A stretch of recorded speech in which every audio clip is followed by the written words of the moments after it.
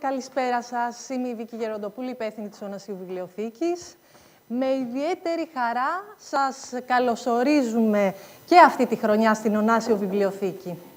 Φέτος θα ταξιδέψουμε μαζί στο 18ο και 19ο αιώνα, προσπαθώντας να ακολουθήσουμε την πνευματική πορεία ενός σπουδαίου, αλλά αγνώστου στους πολλούς λόγοι του νεοελληνικού διαφωτισμού, του Αθανάσιου Ψαλίδα.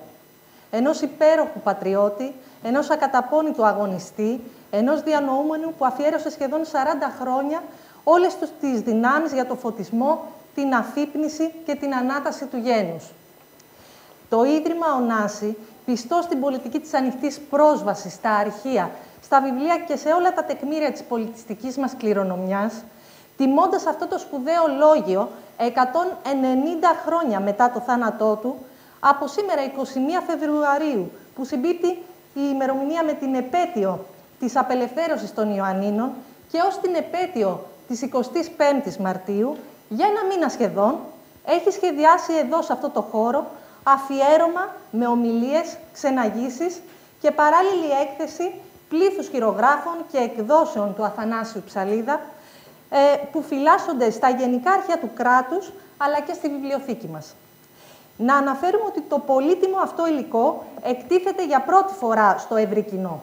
Και θα ήθελα σε αυτό το σημείο να χαιρετήσω τη συνεργασία μας με τα γενικά αρχεία του κράτους και να ευχαριστήσω θερμά τη διοίκηση, αλλά και ειδικότερα το Τμήμα Συντήρησης και Αναπαραγωγής, που χωρίς την πολύτιμη συμβολή του δεν θα μπορούσαμε να πετύχουμε το εξαιρετικό αυτό αποτέλεσμα που βλέπετε γύρω σας.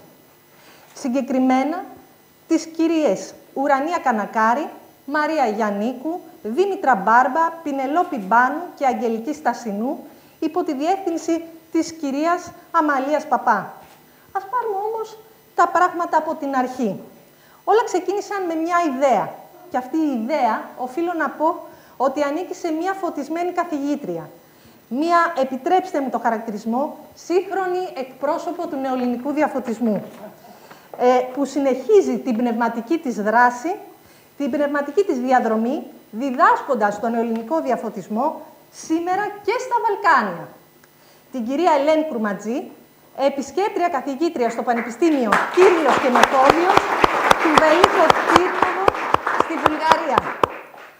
Θα ήθελα λοιπόν, αφού την ευχαριστήσω πολύ για τη σύλληψη αυτού του αφιερώματος, την επιμονή και τη συνεχή καθοδήγησή της καθ' όλη τη διάρκεια της προετοιμασίας του, να της δώσω το λόγο για να ξεκινήσει την ομιλία της, που έχει τίτλο «Ο Αθανάσιος Ψαλίδας μέσα από το αρχείο του».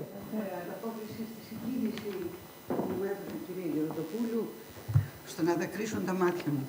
Ευχαριστώ πάρα πολύ. Κυρίες και κύριοι, εν πρώτης θα ήθελα να εκφράσω τις ευχαριστίες μου προς τον Πρόεδρο και τα μέλη του Διοικητικού Συμβουλίου του Ιδρύματος Ωνάση, που αποδέχτηκαν την πρότασή μου εν είδη αιτήματος πέρυσι τον Ιούνιο, προκειμένου να ενταχθεί στο πλαίσιο των εκπαιδευτικών προγραμμάτων της Ωνασίου Βιβλιοθήκης το αφιέρωμα που αρχίζει απόψε. Οι συμμετέχοντες ομιλητές του αφιερώματος, καθηγητές του Πανεπιστημίου Ιωαννίνων, Παναγιώτης Νούτσος και Απόστολος Κατσίκης, είμαστε εδώ μαζί, μέλη της ακαδημαϊκής κοινότητας, έχουν ενσκύψει εδώ και χρόνια με όλη τους την υπευθυνότητα στον μεγάλον αυτό διανοούμενο. Απόδειξη αυτού είναι οι δημοσιευμένες μελέτες τους και η συμμετοχή τους σε συνέδρια της Ελλάδας και του εξωτερικού. Και θα μπορούσαν να υπάρξουν και άλλοι σοβαροί επιστήμονες, αν αυτό ήταν εφικτό. Παράλληλα με τον κύκλο των ομιλιών, στον οποίο συμμετέχει και η αρχαιονόμος, αναπληρώτρια διευθύντρια των Γενικών Αρχείων του Κράτους, προϊσταμένη του Τμήματος Βιβλιοθήκης και Αναγνωστηρίο των ΓΑΚ, κυρία Αμαλία Παπά, παρούσα επίσης, συμμετέχει με ομιλία της πηγές της προεπαναστατικής περίοδου στα Γενικά Αρχεία του Κράτους. Παράλληλα, όπως είπε και η κυρία Γεροντοπούλου, εκτίθενται σε κλειστές προθήκες της Ωνασίου Βιβλιοθήκης, συμπληρώνοντας έτσι με τα τεκμήρια αυτά το αφιέρωμα, και μπορούμε να δούμε επίσης εξώφυλλα των εκδομένων βιβλίων του Αθανασίου Ψαλίδα και χειρόγραφα του ιδίου με ενδεικτικές των τεκμηρίων λεζάντες και τα οποία καλύπτουν ενδεικτικά και μόνο, λέμε, την περίοδο 1786 έως 1829. Θα ήθελα προς τούτης να ευχαριστήσω τον κύριο Νικόλο Καραπηδάκη, παρόντα, επίσης πρόεδρο της Εφορίας των Γενικών Αρχείων του Κράτους, ο οποίος αποδέχτηκε την πρόταση της Ονασίου Βιβλιοθήκης για έκθεση μέρους του αρχείου Ψαλίδα που φυλάζονται στα ΓΑΚ. Επαναλαμβάνω την κυρία Μαλία Παπά, τους συναδέλφους μου, ευχαριστώ, που δέχτηκαν την πρόταση περί της συμμετοχής του στο ειδικό αυτό αφιέρωμα, τον κύριο Κωνσταντίνο Στάικο, παρόντα επίσης, ιστορικό του βιβλίου και αρχιτέκτονα της Ονασίου Βιβλιοθήκης, τον εξωτερικό συνεργάτη μου και πρώην φοιτητή μου, τον Γιάννη τον Πανακάκη, καθώς επίσης ευχαριστώ ιδιαίτερα την κυρία Βίκη Γεροντοπούλου για την ιόβια υπομονή της, το ακούραστο ενδιαφέρον της για να φτάσουμε όλοι μαζί στο αποτέλεσμα. Επίσης, ευχαριστώ όλους εσάς που είστε εδώ απόψε και ιδιαίτερα καθώς και τον ηθοποιό κύριο Μάινα, που παρά το φόρτο της ενασχόλησής του δέχτηκε με προθυμία την πρόταση περί της συμμετοχής του στην απόψινή εκδήλωση. Αγαπητοί φίλοι, ο Αθανάσιος Ψαλίδας είναι ο λίγον έως αρκετά γνωστός. Κυρίως στους ασχολούμενους ερευνητές με την περίοδο του νεοελληνικού διαφωτισμού στην Ελλάδα και στο εξωτερικό, καθώς και σε άτομα με φιλοσοφικές και εν γέννη αναζητήσεις, και ας μου επιτραπεί να πω από το βήμα αυτό, σε αυτούς γνωστός είναι στους φοιτητές των τμήματων της Φιλοσοφικής Σχολής του Πανεπιστημίου Ιωαννίνων, οι οποίοι κάποτε πέρασαν από τα έδρανα αυτά. Επίσης, ο Ψαλίδας είναι αυτό το πρόσωπο, η προσωπικότητα, το οποίο εμπλέκεται ως συγγραφέας στα πλέον ριζοσπαστικά έργα του νεοελληνικού διαφωτισμού, όπως είναι η αληθής ιστορία ή άλλος κατά τον Δημαρά, ανώνυμος του 1789, η ηθοποιία παθητική ή άλλος κατά την έκδοση του Δημαρά του 1992, ο Ρωσογκλογάλος, το ανώνυμο έρωτας αποτελέσματα 1792 Βιέννη και ελληνική νομαρχία Ιταλία 1806. Ως προς την προσωπικότητα του Αθανασίου Ψαλίδα, δυστυχώς δεν υπάρχει ακόμη μια ολοκληρωμένη μονογραφία. Μια μονογραφία που θα πηγάζει τόσο από τα εκδομένα έργα του, όσο όμως και δει από το χειρόγραφο του αρχείου του, τα οποία ούτε έχουν ακόμη μελετηθεί ως προς το εύρος τους και ούτε αξιοποιηθεί και ψηφιακά αναδειχθεί. Ο πρώτος που παρουσίασε μια καλή και σχετικά εμπεριστατωμένη βιογραφία του Αθανασίου Ψαλίδα και ο πρώτος που χρησιμοποίησε στοιχεία του αρχείου Ψαλίδα ήταν ο φιλολογών καθηγητής της φαρμακευτικής του Πανεπιστημίου Αθηνών, ο Σταμάτιος Κρίνος, στο οποίο είχε περιέλθει το αρχείο Ψαλίδα από τους απογόνους Ψαλίδα και παρουσιάζει ο Κρίνος μία μελέτη στο περιοδικό Εστία το 1879 με τον τίτλο «Αθανάσιος Ψαλίδας». Το πρόσωπο όμως που ενέσκυψε και τόλμησε σε δύσκολα για την Ελλάδα χρόνια να προβεί με ζήλο και αυταπάρνηση σε μια πλέον εμπεριστατωμένη μελέτη με βάση τα τότε γνωστά δεδομένα περί Αθανασίου Ψαλίδα ήταν ο ακούραστος ερευνητής της προεπαναστατικής περίοδου Λέανδρος Βρανούσης, ο οποίος αφιέρωσε τον πρώτο τόμο του περιοδικού «Η Περιοδική Εστία», Ιωάννινα 1952, στον μεγάλον διανοούμενο ριζοσπάστη στο είδος του Αθανάσιο Ψαλίδα, δίνοντας τον τίτλο «Αθανάσιος Ψαλίδας, ο διδάσκαλος του γένους», 1767 χρόνος γέννησης, 1829 τέλος, και με υπότιτλο «Ο Βρανούσης» συμπληρώνει «Ο πατριώτης, ο πολιτικός, ο αγωνιστής».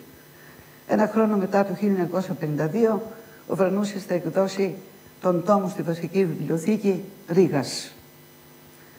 Δεν θα προβώ εδώ απόψε σε μια βιογραφική αναφορά περί Αθανασίου Ψαλίδα.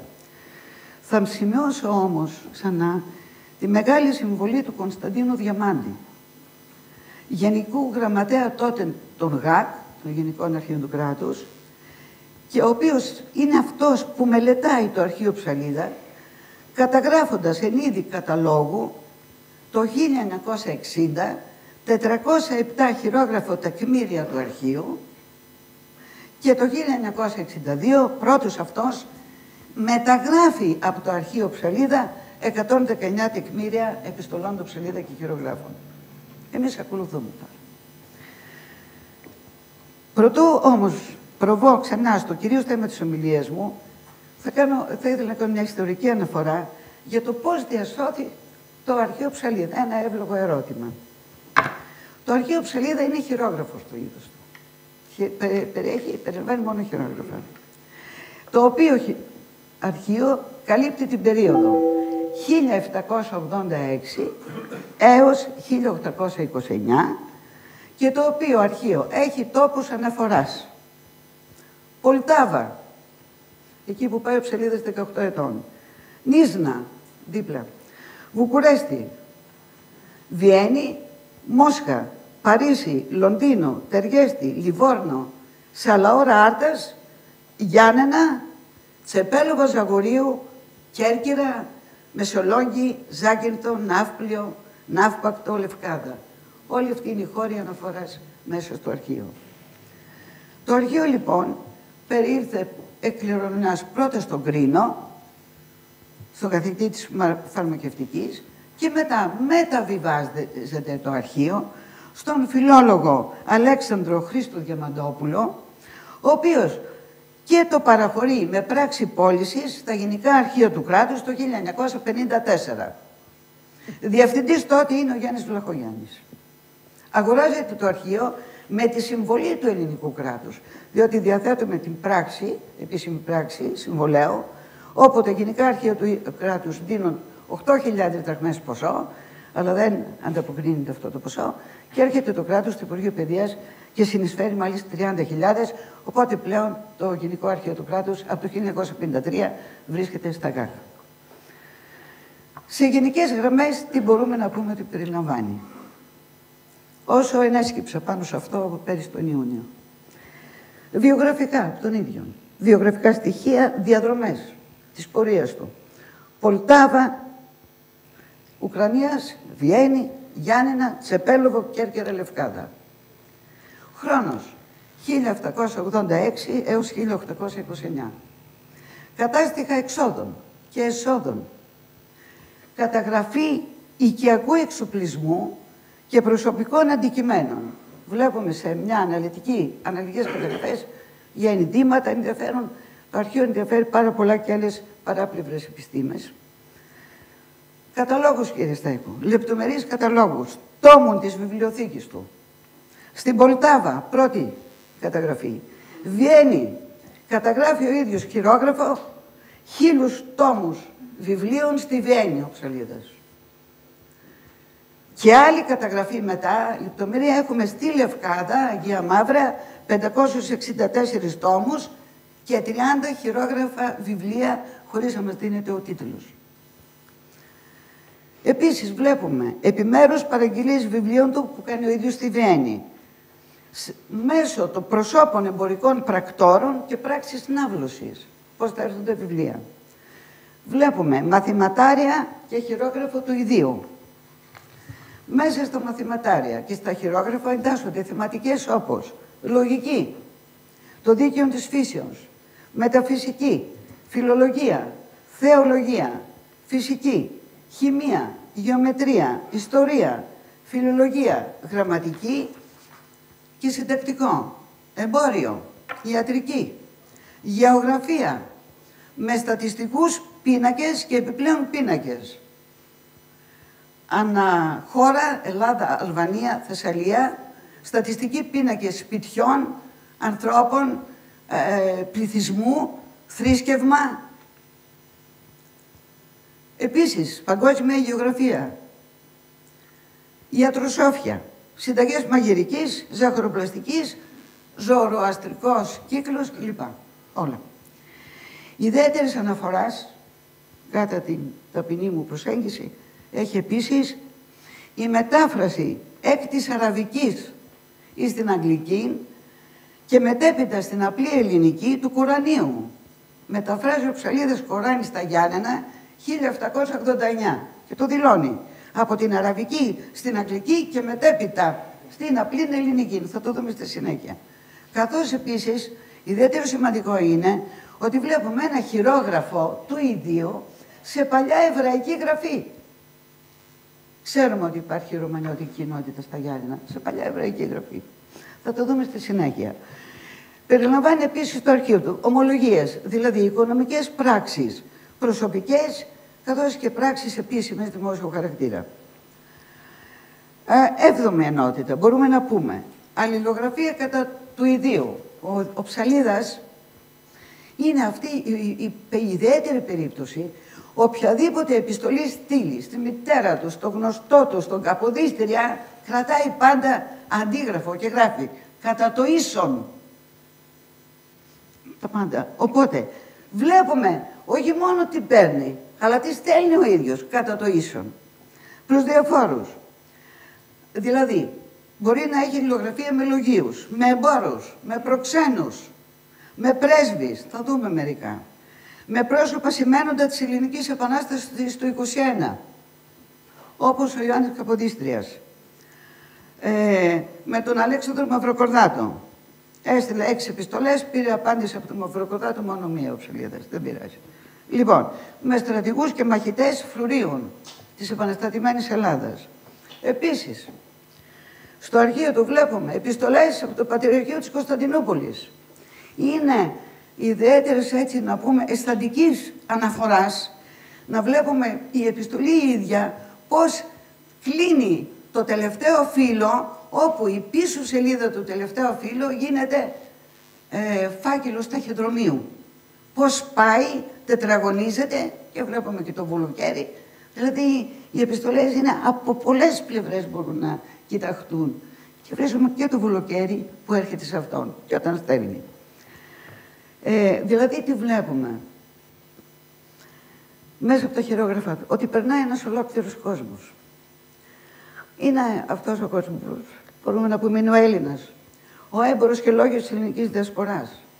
Αλλά είναι όμως και αυτός ο Έλληνας του ελλαδικού χώρου, που πάσχει τέλη 18ου αιώνα έως τις πρώτες δεκαετίες του 19ου. Είναι επίσης ο Έλληνας που πάσχει, μοχθεί, μορφώνεται και μεγαλουργεί. Έρχεται, γυρίζει στην πατρίδα του, στην Ελλάδα, για να προσφέρει ο Ψαλίδας και να συμβάλλει στην ανόρθωση, όπως το έχει δηλώσει, του πεπτοκότος γένους. Δεν θα τολμούσα να πω αυτό που θα συνεχίσω, εάν δεν έβλεπα την επικοινωνία μας, σαφώς, με όλους εσάς. Θέλω να σας πω το εξής. Εισέπραξα πολύ μεγάλη συγκίνηση. Δεν υπάρχει καταγραφή του αρχείου. Υπάρχουν κοιτία. Στα κοιτία, 5 κοιτία, υπάρχει σε κάθε κοιτίο, δεν είναι, κυρία Παπά, 4 φάκελοι. Κάθε φάκελος έχει 4-5 υποφακέλους. Δεν υπάρχει τίποτα ως ένδειξη. Στα τυφλά πηγαίνεις. Ένα αυτό. Δεύτερον, και τι συγκίνηση, γιατί δεν βλέπεις μια φωτοτυπία, δεν βλέπεις. Πιάνεις το χαρτί, Παναγιώτη, του 1786. Πιάνεις το πρίκο σύμφωνο, ας πούμε. Πιάνεις την εμπορική του αλληλογραφία. Δηλαδή, λες και εσύ ο ίδιος πας πίσω στον χρόνο. Μεγάλη συγκίνηση μέσα από τα κυτρινισμένα χαρτιά των χειρογράφων του. Τον Ψαλίδα, να πω 2 λόγια. Εμείς ως φοιτητές της Φιλοσοφικής Σχολής του Πανεπιστημίου Ενώνων, τον είχαμε γνωρίσει, Παναγιώτη, και Πέτρος Ευθυμένο να ήταν εδώ, το ίδιο θα έλεγε, από μια διάλεξη που είχε κάνει ο καθηγητής ο Φράγκος, επί δικτατορίας, έτσι, περί Αθανασίου Ψαλίδα και ελληνικής νομαρχίας. Ήταν η αντίληψη του Πανεπιστημίου Ενώνων, έτσι, τότε. Άρα το γνώρισα τότε. Μετέπειτα, η διατριβή μου αφορούσε την περίοδο του ελληνικού διαφωτισμού, Γιάννηνα και Παλικίες, οπότε παίρνοντας 2 προσωπικότητες, τον Ψαλίδα και τον Πιλερά, προσέγγισα τον Αθανάσιο Ψαλίδα, όχι μέσα από το αρχείο του, με ό,τι είχε δημοσιευτεί έως το 1992 που πέρασα την κρίση μου. Αυτές ήταν δύο συναντήσεις μας. Τώρα όμως μπορώ να πω με συγκίνηση ότι τον έχω μάθει και λυπάμαι. Όχι που τον έμαθα, το πόσο σπουδαίος ήταν και που είναι άγνωστος. Αν ο Αθανάσιος Ψαλίδας είναι άγνωστος, ευθύνη έχει η πολιτεία. Γιατί να μην είναι γνωστός? Γιατί να μην ενταχθεί ή στα βιβλία ιστορίας ή στα βιβλία της ιστορίας λογοτεχνίας, γιατί έχουν καταργηθεί και οι παλιές ιστορίες λογοτεχνίας του πολίτη. Οπότε παίρνουμε την νεολική λογοτεχνία μετά τον Όθωνα, οπότε τελειώσαμε με το Δημαρά και τον πολίτη. Έτσι. Λοιπόν, άρα λοιπόν, ευθύνη έχει η πολιτεία, πρώτον. Εγώ θα ήθελα να καταθέσω μια πρόταση προς το σεβαστό Διοικητικό Συμβούλιο του Ιδρύματος Ωνάση. Δυστυχώς ο πρόεδρος δεν είναι εδώ σήμερα. Καταθέτω την πρόταση την εξής. Υπάρχει αναγκαιότητα μιας έκδοσης με ένα σύντομο περιεκτικό βιογραφικό περί του Ψαλίδα, προσεγγίσεις από όλους τους ομιλητές και μια επιλογή να γίνει χειρογράφων του αρχείου Ψαλίδα των ΓΑΚ, γιατί με τον τρόπο αυτό θα ήταν αφενός μια ύψιστη τιμή σε αυτόν που έδωσε όλη τη ζωή για την ανόρθωση του γένους και μια δικαίωση παράλληλα. Και για έναν άλλο λόγο, το να μπούμε στα αρχεία και να δημοσιεύουμε μέρος των αρχείων είναι ανάδειξη ταυτόχρονα μιας συγκεκριμένης περίοδου του ελληνικού και όχι μόνο χώρου και να μην μένουμε στον εορτασμό μιας επαιτειακής ομιλίας κτλ. Επιτακτική παρακαλώ ανάγκη προς το σεβαστό Διοικητικό Συμβούλιο του Ωνασίου να γίνει μια επιλογή τεκμηρίων με αντίστοιχες λεζάντες και κριτική προσέγγιση με την τις ομιλίες βεβαίως των ομιλητών, του αφιερώματος και ένα σύντομο βιογραφικό. Αλλά μέσα να υπάρχουν τεκμήρια. Τεκμήρια με φιλολογική ιστορική προσέγγιση. Αυτό το μεταφέρομαι. Πιστεύω ότι θα πάει η πρόταση. Λοιπόν, ο Αθανάσιος Ψαλίδας, ερχόμαστε ξανά στο θέμα μας, γεννήθηκε στα Γιάννενα το 1767. Ο πατέρας του λεγόταν Πέτρος και άλλοι συγγενείς του Ψαλίδα εμπορεύονταν στη Βλαχία και τη Ρωσία, γιατί γνωρίζουμε ότι τα Γιάννενα ήταν το κύριο κέντρο, ας πούμε, εμπορικό κέντρο με την διασπορά όλο το 18ο αιώνα και έναν αιώνα νωρίτερα. Αυτό το οικονομικό επίπεδο της οικογένειας του, όσο και το μορφωτικό επίπεδο όμως της ίδιας της πόλης, γιατί υπάρχουν σχολές στα Γιάννενα, του δίνουν τη δυνατότητα σε ηλικία μόλις 18 ετών να φύγει και να πάει να σπουδάσει στο σεμινάριο της Πολτάβας, της Ουκρανίας, καθότι στην Πολτάβα και δίπλα που είναι η Νίσνα, τότε υπήρχε μια συμπαγής ελληνική παροικία. Προστάτης του Αθανασίου Ψαλίδα, όπως δείχνουν και τα τεκμήρια του αρχείου, είναι ο αδελφός του Μιχαήλ, ο οποίος Μιχαήλ εμπορεύεται και αυτός στο Βουκουρέστι και ο Μιχαήλ είναι το πρόσωπο που στην αρχή έχει άμεση επικοινωνία και τον προστατεύει τον Αθανάσιο. Οι επιστολές που έχουμε λοιπόν είναι εις Πολτάβα σχολείων σεμινάριων, είναι επιστολή που στέλνει ο Μιχαήλ Πέτρου Ψαλίδας προς τον αδελφό του Αθανάσιο. Είναι η πρώτη επιστολή που βρίσκουμε.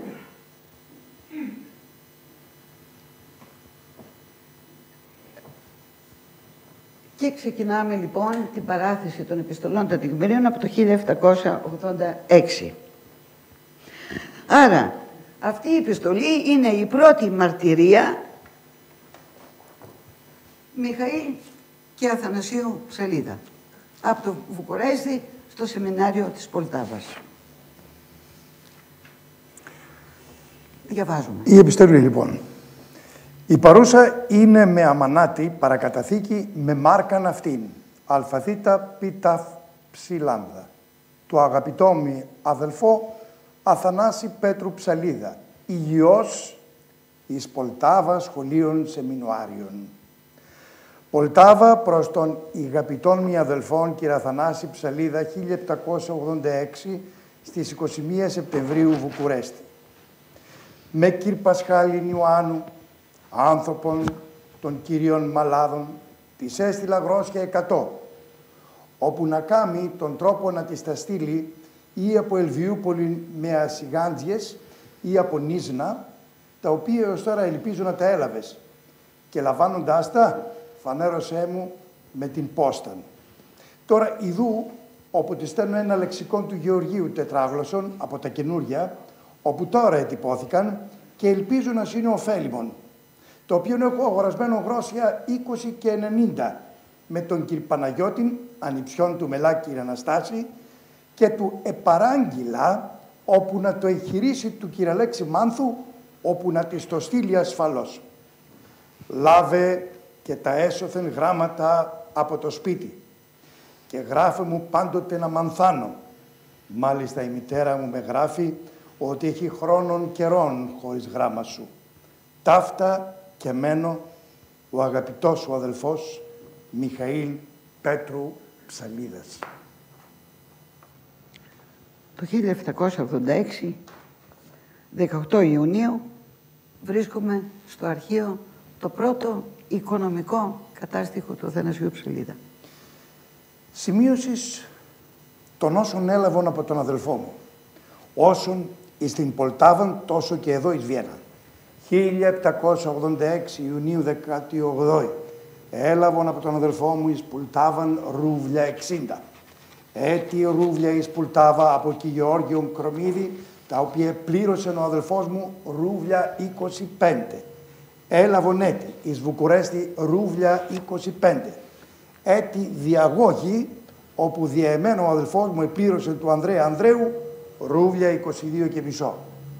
Έτη από τον Μουστακάν εις τον Μπροσοβόν, τα οποία επλήρωσε ο αδελφός μου ρούβλια 36. Έτη 1787 Δεκεμβρίου 28 εν Βιέννη έλαβον από τον ίδιο διαμέσου του Μελά ρούβλια 51. Έτη εν Βιέννη υπ' αυτού ρούβλια 3. Όλη η σούμα γίνεται 212 και μισό. Ακολουθούν όμοιες σημειώσεις για έξοδο του Ψαλίδα με οικονομικά ποσά διαμέσου της μητέρας του και ποσών που έρχονται διαμέσου Χρήστου Θεμελή και Συντροφίας. Ήταν εμπορικές εταιρείες. Τον πρώτο δε ιδιόχειρο κατάλογο του Αθανασίου Ψαλίδα, κατάλογο βιβλίων, τον συναντούμε το 1795 στη Βιέννη με τον τίτλο, χειρόγραφος είναι ο κατάλογος, «Καταγραφή της βιβλιοθήκης μου εις Σεντούκια 3», όπου η καταγραφή περιέχει αριθμός τόμων, 5 τόμοι από το 1, 3 τόμοι, τίτλος βιβλίου και κόστος αγοράς. Στον κατάλογο αυτόν περιλαμβάνονται, στον πρώτο κατάλογο που έχουμε από Πολτάβα, 294 τόμοι βιβλίων και συγγραμμάτων. Αξίας, γράφει και την αξία σε γρόσσα, το μετατρέπει, 2.285 γροσίων, οι οποίοι και παρουσιάζονται οι τόμοι αυτοί να είναι οι ίδιοι και στη μετακίνηση που κάνει ο Αθανάσιος Ψαλίδας προς τη Βιέννη, από Πολτάβα προς Βιέννη, όπου μάλιστα στον κατάλογο που θα συναντήσουμε μετέπειτα της Βιέννης προστίθενται και νέα βιβλία. Οι χρονολογίες έκδοσης των περιεχομένων των βιβλίων, διότι μας δίνεται συγγραφέας, τίτλος, εκδότης, χρονιά έκδοσης κλπ. Και τόπος, υποδεικνύουν πως ο κατάλογος αυτός είναι και σπουδαίος, ξεκινάνε εκτός του 16ου αιώνα, αλλά και δείχνει ότι ο κατάλογος ενημερώνεται συνεχώς με καινούργια βιβλία, τα οποία ο ίδιος παραγγέλει για την προσωπική του βιβλιοθήκη. Αναφερόμαστε ξανά στον κατάλογο που προαναφέραμε, που βλέπουμε ότι υπάρχουν έργα της αρχαίας ελληνικής, λατινικής, ρωσικής και γενικότερα ευρωπαϊκής γραμματείας, πλήθος λεξικών, συγγράμματα του ευρωπαϊκού διαφωτισμού, θρησκευτικά κείμενα, συγγράμματα θετικών επιστημών, γεωγραφίας, αστρονομίας, εκδόσεις φιλοσοφίας, αρχαιολογίας, πολιτικής θεωρίας και ιστορίας, καθώς όμως συναντούμε και εκδόσεις του λεγόμενου κύκλου της Βιέννης, του Καστοριανού, του Σχολείου Τελικά των Εραστών, όπως και 2 τόμους χειρογράφων του της μεταφυστικής του, καθώς και χειρόγραφα 12 φιλοσοφικά δεμένα. Δίνουμε ενδεικτικά μερικούς τίτλους. Λέει ο ίδιος, καταγραφή της βιβλιοθήκης μου σε Ντούκια 3, τόμη 5, τα άπαντα του Πλάτωνος εις φίλων, ελληνιστή και λατινιστή, έκδοσης Παρισίου, Στεφάνο Ενρίκου Λαμπροτάτη, γλώσσα 250. Ομήρου τα άπαντα, 8ο σχήμα, ελληνιστή λατινιστή, έκδοση Σκαλή, γλώσσα 30. Ευρυπίδου τα άπαντα με σχόλια ελληνικά, ελληνικά και λατινικά, εις 4ο μέγα σχήμα, έκδοσης Λαμπροτάτη Λειψίας. Ισοκράτους τα άπαντα, ελληνικά και λατινικά, εις φίλων έκδοση Στεφάνου Ενρίκου, γλώσσα 50. Τα άπαντα Σοφοκλέους, με σχόλια ελληνικά-λατινικά, έκδοσης Παρισίου, Λαμπροτάτη εις φίλων, 100 γράσα. Πινδάρου τα άπαντα, εις φίλων με σχόλια ελληνικά, με μετάφραση λατινική, με παράφραση λατινική και με στίχους λατινικούς και με σχόλια λατινικά. Έκδοσης Λαμπροτάτη, Οξονίας, 100 γράσα. Αθηναίου, διπνοσοφιστέ, εις φίλων, ελληνικά-λατινικά, έκδοσης Λουκδουνίου, πρώτη, 50 γράσα. Μυθολογικά συγγράμματα, φυσικά και ηθικά εις 8ον, έκδοσης Αμστολοδάμου, ελληνικά-λατινικά, 20 γράσα. Σκριβαλίου λεξικών εις 8ον, ελληνικά-λατινικά, έκδοσης Αυγούστου, ακριβής. Του Γαζίτο λεξικών, ελληνικό-ρωμαϊκό, έκδοσης Βιέννης, 1130. Ιουλίου Κέσσαρα τα άπαντα, εις 8ον, λατινιστή, 5 γράσα. Τα άπαντα του Σενέκα, 18ο σχήμα, λατινιστή, 5.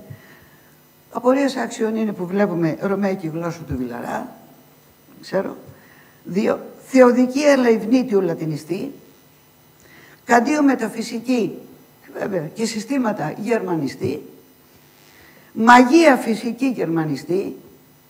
Βολτέρου μυθιστορία γερμανιστή. Αιγυπτιακή αρχαιολογία γερμανιστή. Παναγιώτη, να στα δώσω όλα τα φιλοσοφικά. Λοιπόν, κατά Αθέων λατινιστή, Ελιανού ποικίλη ιστορία εις φίλων ελληνικά και λατινικά, ρητορική ρούσικη, εις 4ο σχήμα. Αθανασίου Χριστόπουλου, ξέρουμε ότι βγαίνει το 1811, τα λυρικά, αυτός και εδώ το έχει. Αυτό επίσης που είναι άξιο προσοχής είναι, ποιο είναι, του Σκεντέρπη Ρωμαϊκή, ποίημα, του Σκεντέρπη, και με ένα γρόσι το πήρε. Εροφίλη τραγωδία, διάφορα ποίηματα ρωμαϊκά, δεν ξέρουμε τι είναι, γεωγραφία ιταλική με πίνακες, αγαπάει τη γεωγραφία ο Ψαλίδας, ποίηματα Σακελάριου, τα ρωμαϊκά, τόμοι μεταφυσικής και χειρόγραφα, σχολείων των εραστών, χειρόγραφα δεμένα φιλοσοφικά, πολλά, χωρίς να λέει τι. Η σούμα λοιπόν κόστους αυτής της βιβλιοθήκης είναι 2.285 γρόσα, δικά του χρήματα.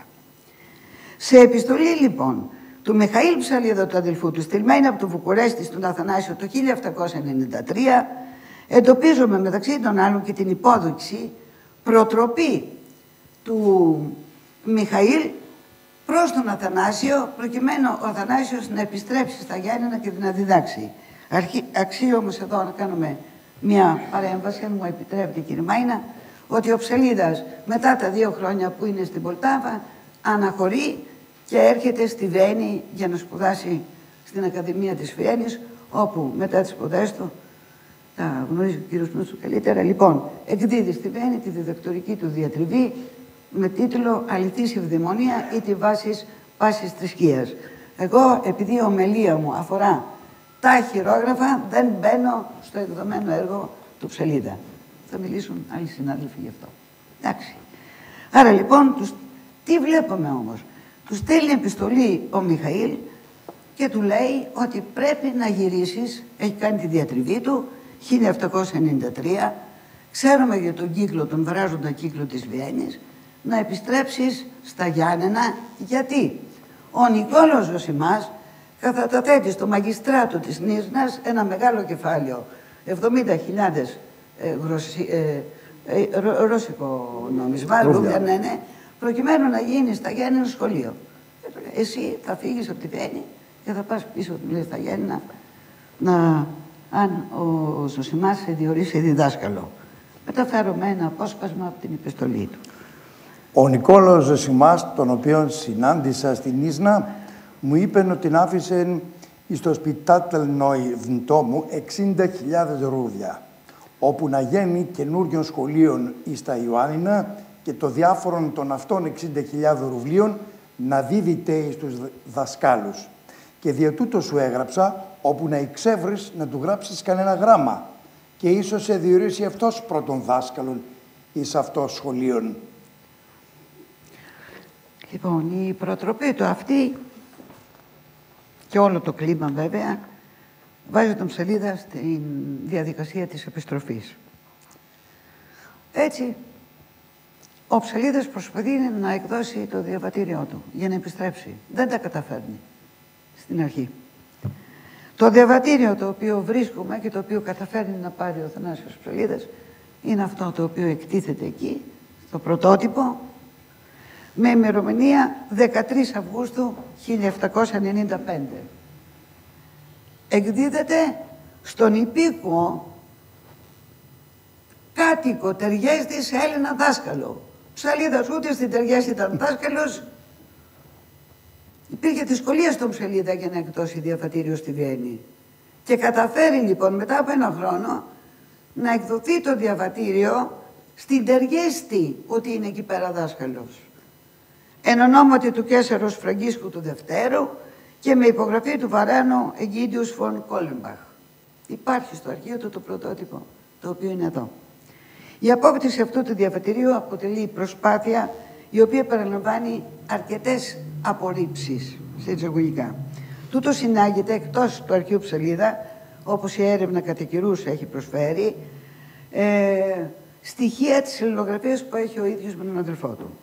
Η τελική προετοιμασία για την αναχώρηση πραγματοποιείται για τον Αθανάσιο Ψαλίδα την περίοδο Μάιος-Αύγουστος του 1795, πράγμα το οποίο φανερώνει και η μεγάλη του προσπάθεια, γιατί είναι και καλός έμπορος ο Ψαλίδας, για να συγκεντρώσει κεφάλαιο. Ως εκ τούτου πουλάει τα δικά του βιβλία. Και πρέπει η Ελιτής Ευδαιμονία να έχει μόνο μία έκδοση. Έχει πάρα πολλά σώματα τα οποία πουλάει. Η τελευταία καταγραφή που κάνει ο ίδιος ως προς το περιεχόμενο της βιβλιοθήκης του και εν γέννη των υπαρχόντων του, οικιακός εξοπλισμός, ρουχισμός, λοιπά αντικείμενα, γίνεται στις 4, είναι αυτός και με πολλή ένταση, 4 Μαΐου του 1795.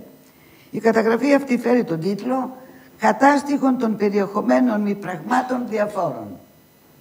Στον κατάλογο αυτών των βιβλίων εντοπίζουμε εκδομένα βιβλία του Αθανασίου Ψαλίδα, Αληθής Ευδαιμονία, η διατριβή του, επιστολές του Ευγενίου, ποιες,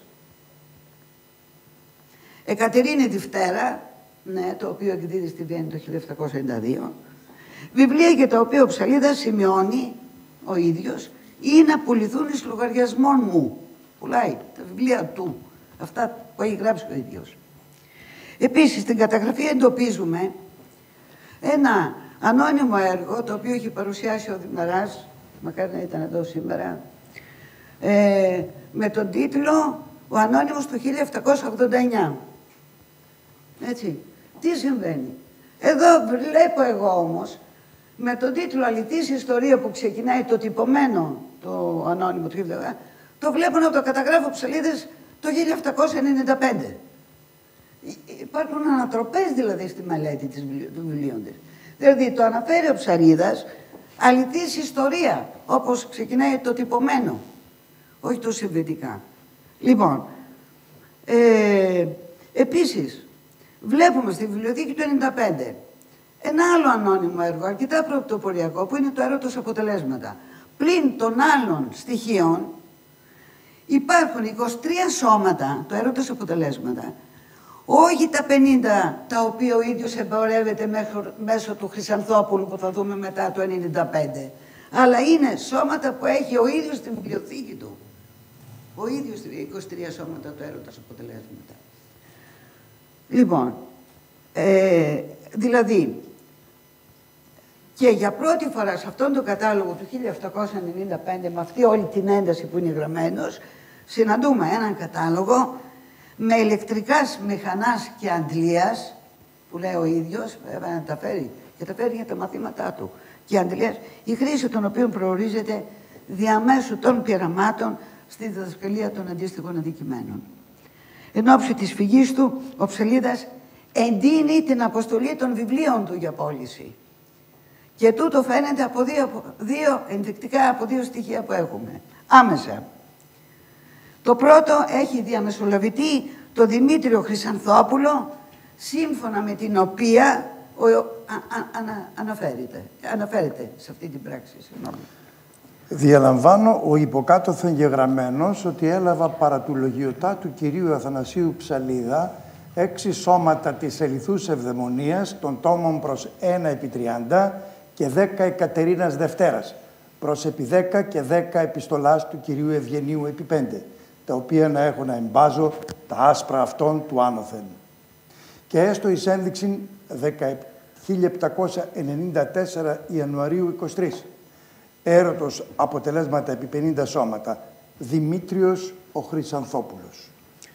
Το δεύτερο τεκμήριο που διαθέτουμε στο αρχείο είναι μια εντολή, νότα λεγόμενη εντολή στην εποχή, το Αθανασίου Ψελίδα προς έναν άλλον εμπορικό πράκτορα, τον Ευστράτιο Αργέντη και Συντροφία, για μεταφορά βιβλίων του ιδίου του Αθανασίου Ψελίδα, μέσω Κωνσταντινούπολης. Τα στέλνει από Βιέννη ο Ψελίδας με την νότα, με την εντολή σε μια άλλη εμπορική εταιρεία να του πουλήσουν τα βιβλία.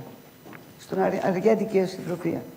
Κατά την νότα του κ. Αθανασίου Ψαλίδα, μας επαραδόθησαν παρά του ιδίου διάφορα βιβλία του, δια να τα στείλουμε εις Κωνσταντινούπολη να πουληθούν δια λογαριασμών του και περικουλών του, και δια όσα μας έμβουν μετρητά να αγρικηθούμε με τους εδώ κυρίους Σταύρον Ιωάννου.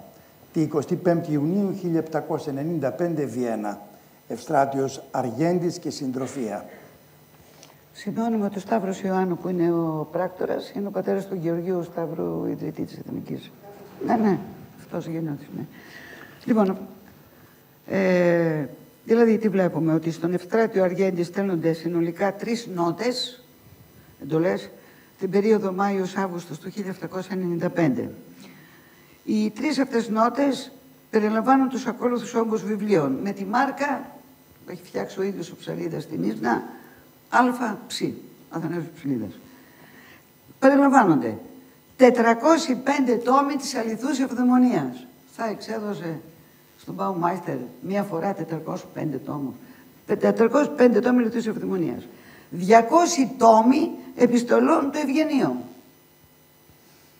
45 τόμοι, το μικρό φυλάδιο, Εκατερίνες της Δευτέρας, από τους οποίους οι 25 από τους 45 τα παίρνει μαζί του.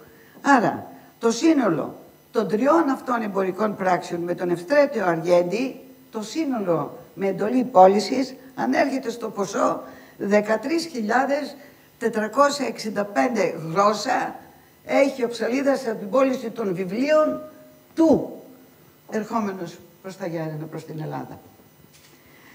Με την ολοκλήρωση λοιπόν των παραπάνω πράξεων πώλησης, τη συγκέντρωση κεφαλαίου και την έκδοση τελικά του διαβατηρίου του, ο Ψαλίδας μέσω ταιριέστης Σαλαώρας Άρτας βρίσκεται πλέον στα Γιάννενα στις 14 Σεπτεμβρίου του ιδίου έτους, 1795.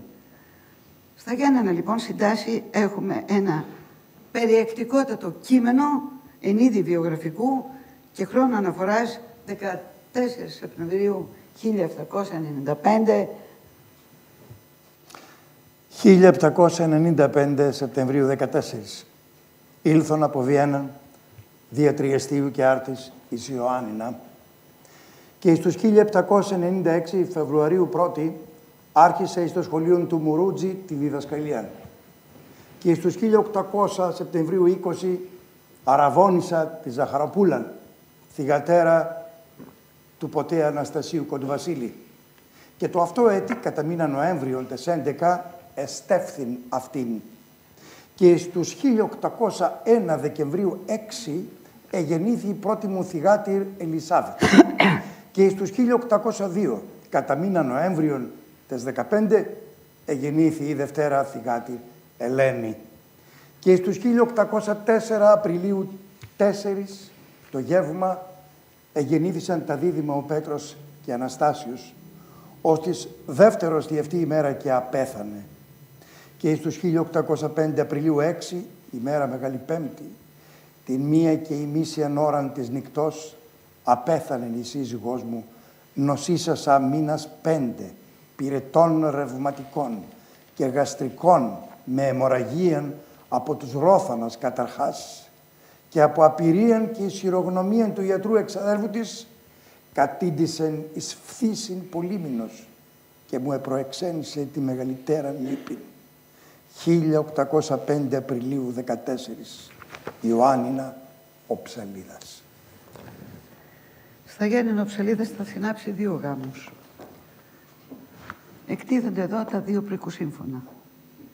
Το πρώτο πρικοσύμφωνο είναι το έτος 1800, με την προαναφερόμενη στο βιογραφικό του Ζαχάρο Κοντοβασίλη, η οποία Ζαχάρο Κοντοβασίλη εκ μητρός προέρχεται από την οικογένεια Σάρου των τυπογράφων εκδοτών της Βενετίας.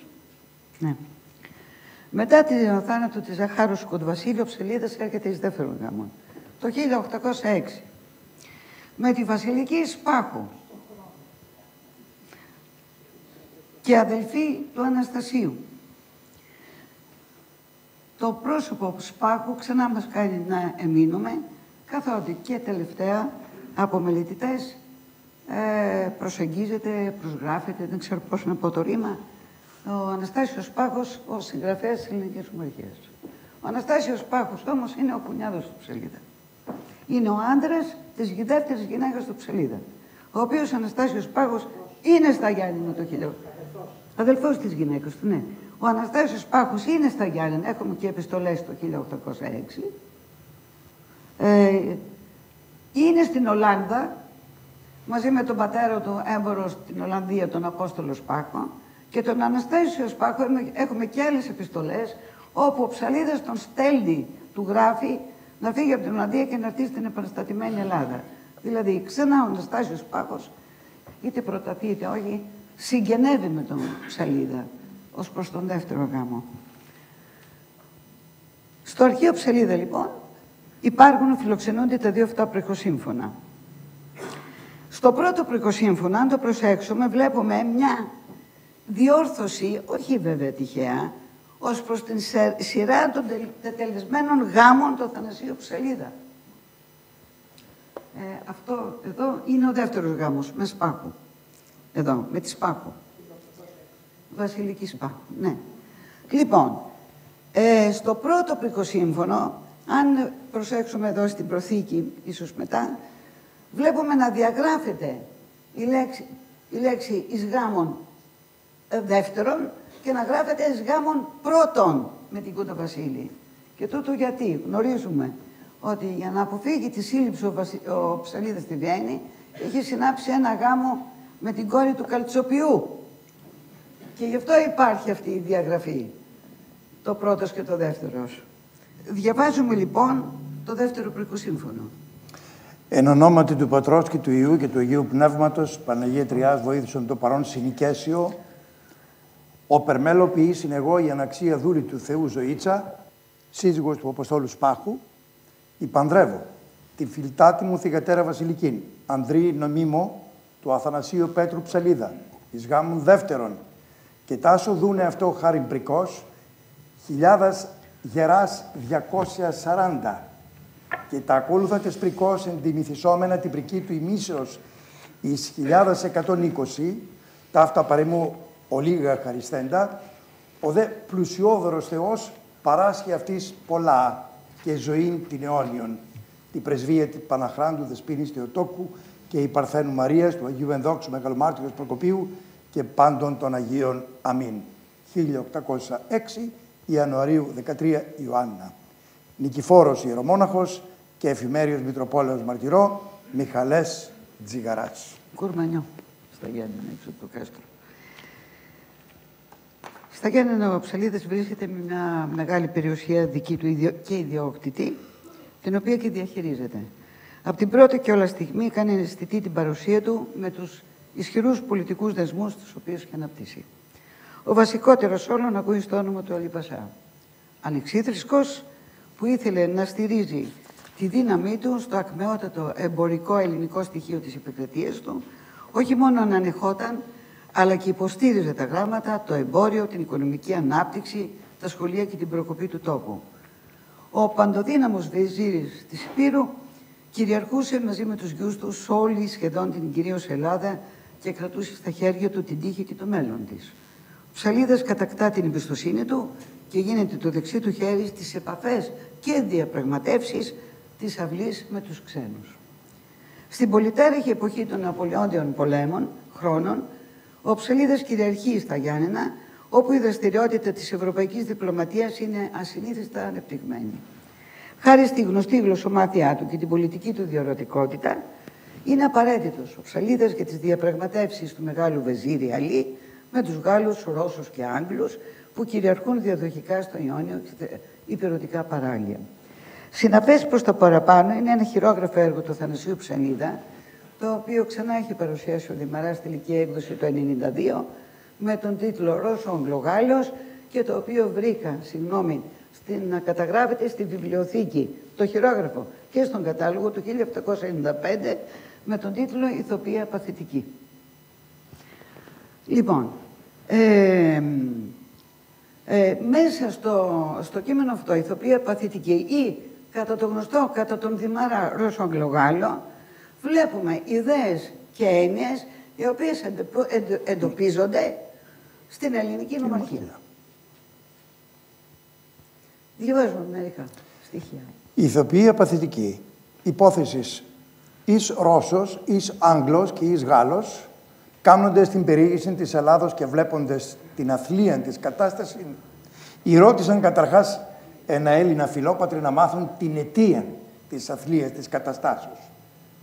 Μετά τούτο ένα Μητροπολίτη, ένα Βλαχόμπιν, ένα Προεστόν και τελευταίον συνάντησαν και την ίδια Ελλάδα.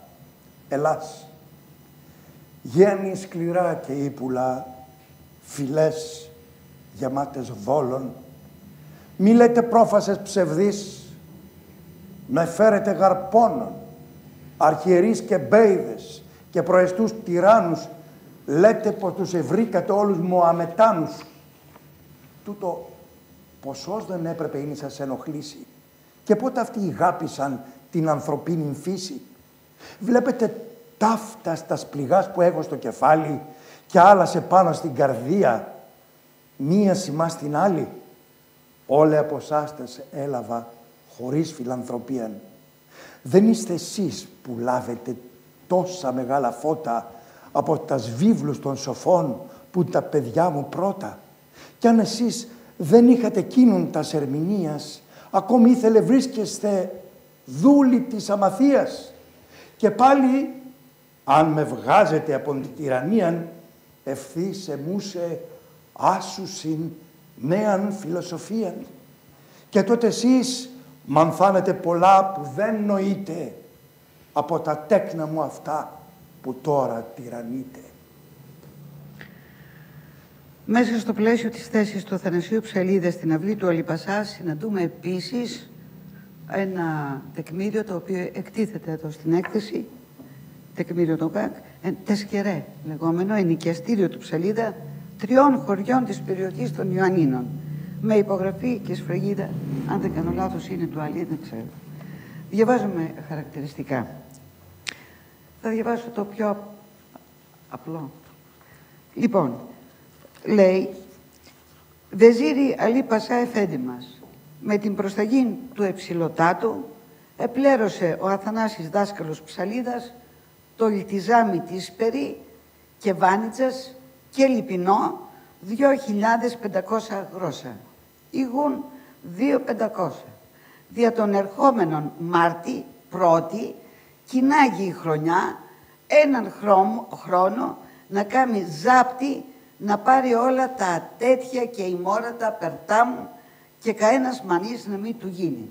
Δια τούτου το εδόθη ο παρόν ζαπτητες κερές εις ένδειξη 1801 Φλιβαρίου 22 Τόβης. Ή άλλος. Βεζίρη Αλιπασά Εφέντη μας, με την προσταγή του υψηλοτάτου, πλήρωσε ο Αθανάσιος δάσκαλος Ψαλίδας τη μίσθωση 2 δημοσίων προσόδων των χωρίων. Τίσπυρη, Βάνιστας και Λιπινό. 2.500 αγρόσια, δηλαδή μείον 2.500 για τον ερχόμενο Μάρτιο, ως πρώτη χρονιά, την οποία ξεκινάει να εξουσιάζει με όλες τις συνήθειες και να λαμβάνει το σύνολο των εσόδων των καλλιεργειών. Και με τούτο ορίζουμε όπως κανένας να μην του σταθεί εμπόδιο. Για το λόγο αυτό του δόθηκε η παρούσα απόδειξη πληρωμής με ένδειξη 1801 Φεβρουαρίου 22. Τόφης. Μια εξαιρετική σημαντική πτυχή του Αθανασίου Ψαλίδα στον Ελλάδη βίο του είναι ακριβώς η ιδιότητα που βλέπουμε να φέρει στο διαβατήριό του, όσο και στον παραπάνω τεσκερέ του Αλιπασά, και η ιδιότητα δεν είναι άλλη από αυτή του διδασκάλου. Στα Γιάννενα ο Ψαλίδας θα ξεκινήσει να διδάσκει αρχικά στη σχολή Μαρούτσι, η οποία λειτουργούσε με κληροδότημα της μεγαλυμπορικής οικογένειας των Μαρούτσιτων, αλλά το 1797, με την κατάληψη της Βενετίας, χρεοκοπεί η τράπεζα, οπότε υπάρχει πρόβλημα του λάσου, του κεφαλαίου, των τόκων του κεφαλαίου που έρχονται στα Γιάννενα. Αποτέλεσμα αυτού θα είναι η διάλυση της σχολής. Οπότε ο Ψαλίδας βρίσκεται χωρίς δουλειά. Σε τούτο παρεμβαίνει ο Αλιπασάς και δίνει εντολή στον επίτροπο του κληροδοτήματος, τον Νικόλαο Ζωσιμά, που δίνει τη σχολή των Μπαλάνων, ώστε να μοιραστεί το κεφάλαιο και το μισό κεφάλαιο να δοθεί στον Αθανάσιο Ψαλίδα και το άλλο μισό να μείνει στους Μπαλάνους. Και όπως αναφέρεται, δεν είναι τόσο οι Μπαλάνοι οι οποίοι δυσανασχετούν, όσο είναι οι διαχειριστές που δεν θα θέλουν μάλλον να έχουν στο πόδι τους τον Ψαλίδα. Οπότε τότε αρχίζουν και γίνονται και οι κατηγορίες για τον Ψαλίδα, ότι είναι άθεος, ότι κάνει μαθήματα πειραματικής φυσικής, ότι δεν πηγαίνει στη ληξία. Λοιπόν, υπαρκτές κατηγορίες, υπάρχουν οι αναφορές. Ο Ψαλίδας προσπαθεί να βρει μια λύση και ξεκινάει τότε μία αλληλογραφία με έναν υπηρώτη έμπορο που είναι στη Μόσχα, τον Ζόη Καπλάνη, τον οποίον και πείθει να καταθέσει αυτό σε ένα κεφάλαιο στην τράπεζα της Μόσχας, ώστε να έρχεται όλη η τόκη του κεφαλαίου στα Γιάννενα, ο οποίος Καπλάνη στη διαθήκη του ορίζει διευθυντή, αρχιδιδάσκαλο, διαχειριστή του κεφαλαίου και συντονιστή των μαθημάτων, αποκλειστικά τον Αθανάσιο Ψαλίδα. Ο Ψαλίδας πλέον είναι ελεύθερο και δίνει και κεφάλαιο να κερδίζεται εκ νέου η σχολή, τέταρτη στη σειρά σχολή στα Γιάννενα. Αυτή η διαχείριση της σχολής και τα αντικείμενα διδασκαλίας καλύπτουν αυτό που λέμε ότι ο Ψαλίδας πλέον κάνει μια πρότυπη σχολή. Γιατί στο πρόγραμμα των γνωστικών αντικειμένων της διδασκαλίας που συντάσσει ο Ψαλίδας συγκαταλέγονται μαθήματα όπως νεωτεριστικές επιστήμες, ξένες γλώσσες, μαθήματα πειραματικής φυσικής. Είναι δε ο πρώτος ο οποίος εισάγει την αλληλοδιδακτικό μέθοδο ως μέθοδο διδασκαλίας στη σχολή του. Στο αρχείο Ψαλίδα βρίσκουμε χειρόγραφα μαθηματάρια της διδασκαλίας του. Μαθηματάρια. Είναι χειρόγραφα, είναι και κλωστές ακόμη, έχουν μείνει, γιατί είναι 10-12 σελίδες. Στη Ράχη είναι οι σχολές. Εδώ πέρα βλέπουμε ένα χειρόγραφο, αυτό είναι στην Αγία Μαύρα που θα παρακολουθήσουμε που πάει μετά. Αλλά αυτό εδώ πέρα είναι στα Γιάννενα το χειρόγραφο, περί γεωγραφίας, με σημερινούς όρους. Είναι μαθηματάρια που είναι ολόκληρα δεμένα με την κλωστή. Μόνο δεμένα δεν είναι. Έτσι. Έχει τριγωνομετρία, έχει γεωμετρία, που βλέπουμε και μέσα από τα μαθηματάρια τα αντικείμενα της διδασκαλίας του.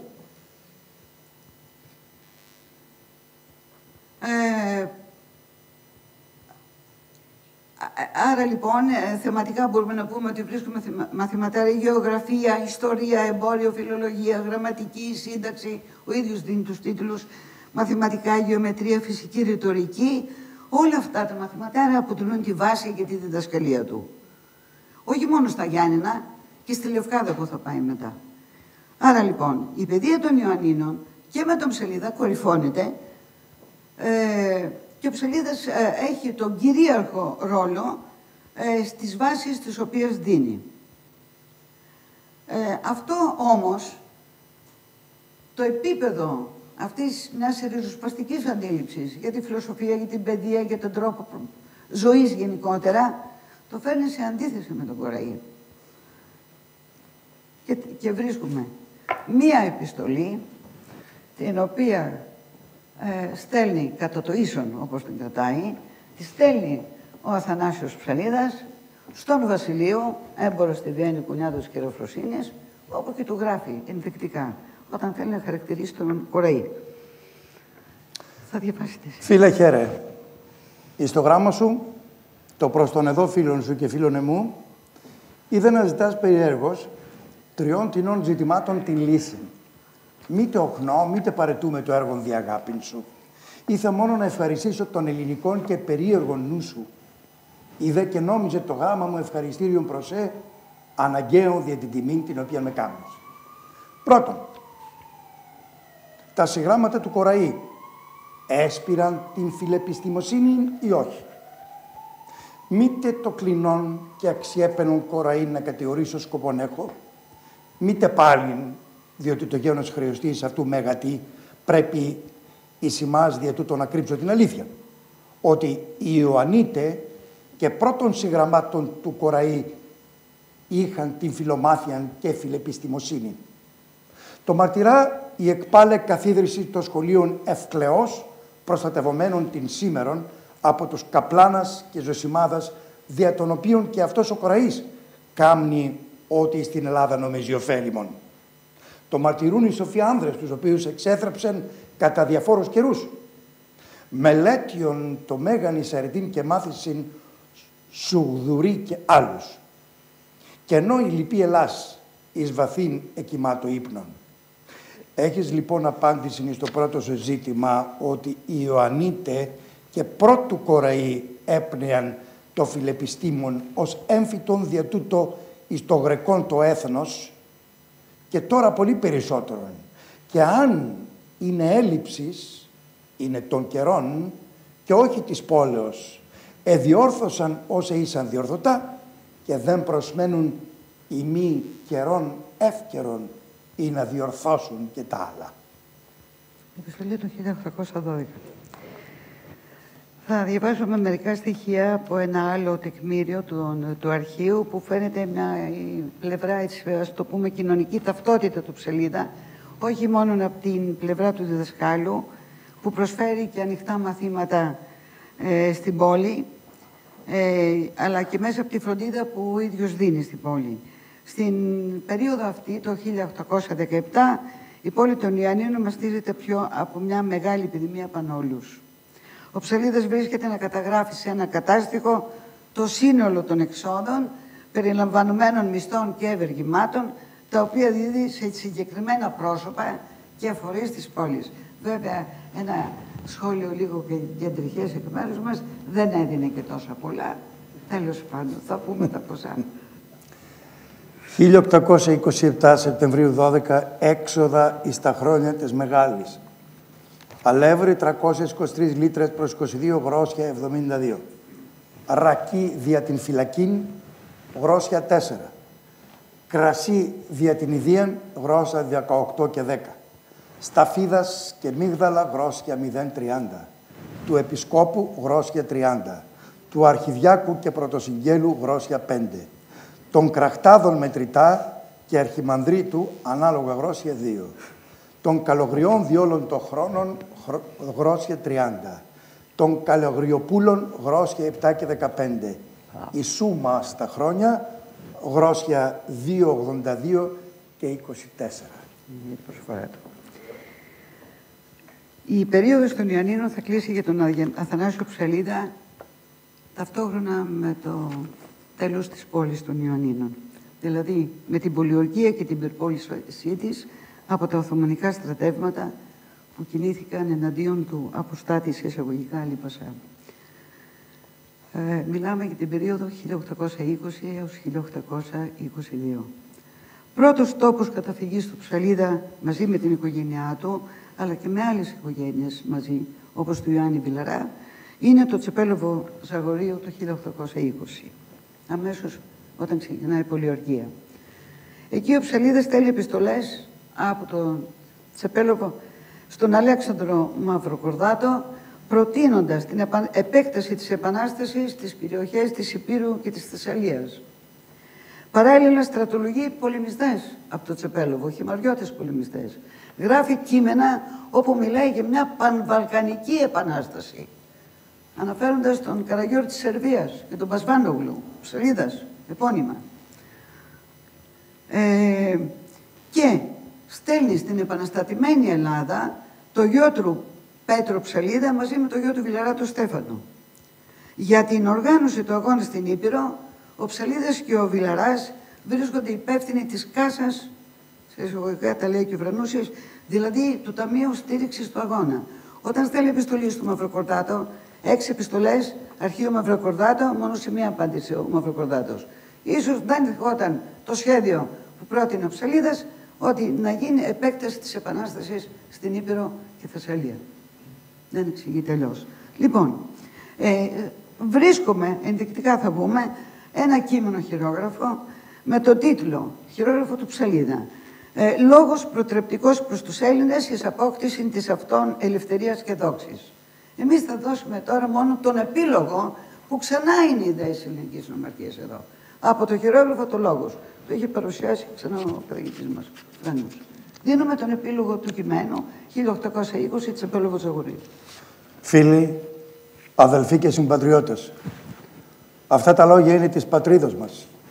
Έλληνες, αν φέρετε αληθινά αυτό το όνομα, πρέπει να ορμήσετε και ομοφόνος και συγχρόνος και προθύμος και αφόβος και με ελληνική ανδρίαν εναντίον στους βαρβάρους εχθρούς μας, όπου μας κατήντησαν τη σεβαστή μητέρα μας Ελεηνήν και ημάς αυτούς αξιοθρήνητους.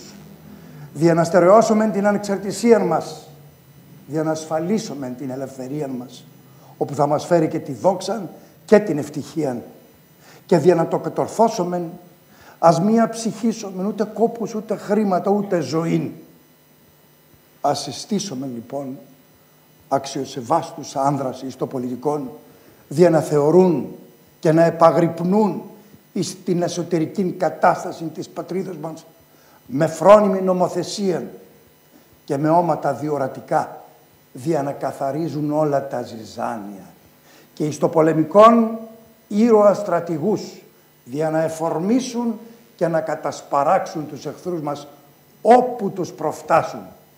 Και δια να το επιτύχουμε τούτο, πρέπει να συστήσουμε χωρίς άλλο στρατεύματα τακτικά, με τα οποία ενικούσεν των παλαιών καιρών η πατρίδα μας πολυάριθμα στρατεύματα και εις τους κόλπους της όταν ετόλμησαν και ήλθον επιξέξου και εις την Ασία όπου επήγαν και κατατρόπωσαν. Και όσο να τα συστήσουμε, είναι ανάγκη να φέρουμε ξένα μισθώματα. Και εις το μισθόν αυτόν να κάμουμε όλοι συνεισφοράν, απροφασίστως και αναλόγως. Και αυτά θα μας επιτύχουν στο τέλος και θα μας γίνουν και διδάσκαλοι των ειδικών μας στρατευμάτων, δια να καταστούν όλα τακτικά. Και έτσι να ασφαλιστεί και η πατρίδα μας αιωνίως και να διαλάμψει καθώς διέλαμψε και το πάλε και περισσότερο. Λόγω των συνθηκών τον Ιούλιο του 1822, ο Αθανάσιος Ψαλίδας, αφήνουν το Τσεπέλοβο και με τους 2 γιους του μόνον, τον Πέτρο και τον Πλάτωνα, μετακινείται στην Κέρκυρα. Πίσω του, στο Τσεπέλοβο, αφήνει τα υπόλοιπα μέλη της οικογένειας του, τη Βασιλική, το Γιάννο Σπάχου, και τις 2 κόρες του, Εκατερίνη και Φροσίνη, ένα μέρος της βιβλιοθήκης του, την περιουσία του και το βοηθητικό προσωπικό. Από την Κέρκυρα, λοιπόν, απευθύνει μία επιστολή στον Γενικό Κόνσουλα της Μεγάλης Βρετανίας, που είναι στην Κέρκυρα, 2 Φεβρουαρίου 1823, μια παρακλητική επιστολή με την οποία τον εκλιπαρεί τη μεσολάβησή του, προκειμένου να έλθουν τα υπόλοιπα μέλη της οικογένειας του από το Ζαγόρι στην Κέρκυρα, καθώς και τα άτομα του βοηθητικού προσωπικού και παράλληλα παρακαλεί να διασφαλιστεί από την πολιορκία και την πυρπόληση η οικία του και τα σπίτια του στα Γιάννενα. Διαβάζουμε την επιστολή. Εκλαμπρότατε. Φορέστης ήταν ο κόνσουλας. Εκλαμπρότατε Γενικέ Κόνσουλα της Μεγάλης Βρετανίας, κύριε, παρακαλώ. Ο εξοχότατος κύριος Θωμάς Μετλάνδης μου έδωκε την παρούσα γραφήν δια τον Ομάρ Πασάν, όπου να δώσει την άδεια να έλθει η φαμελιά μου εδώ, εις Κορφούς, υπό τη σκέπη της Μεγάλης Βρετανίας, όπου είμαι και εγώ με τα παιδιά μου. Όθεν παρακαλώ, ως γνωστός σας και εγώ, να συνεργήσετε δι' αυτήν την υπόθεση με τους βεκίλιδες του Ομάρ Πασά, εις έλλειψή του, όχι μόνο να τους δοθεί άδεια εγγράφος, αλλά και να ασφαλιστεί με το μέσο σας και το σπίτι μου, όπου μου απέμειναν εις Ιωάννινα με πολλά ολίγην περιουσίαν, όπου είναι μέσα κλεισμένη, εξού να στείλω και να το πουλήσω. Είναι λοιπόν χρειά 2 μπουγιουρδιά έγγραφα να γίνουν από τον Ισμάλμπε Εικονίτσης Μουσελίμι Ιωαννίνων, το ένα δια να έλθει η φαμελιά μου που βρίσκεται κατά το παρόν εις Τσεπέλοβο Ζαγοριού και το άλλο δια την ασφάλεια του σπιτιού μου, με όλα όσα έχω μέσα κλεισμένα. Τα ονόματα της φαμελιάς μου είναι 3. Βασιλική Εκατερίνη και Φροσίνη Ψαλίδα, με καμιά δούλα ή δούλων.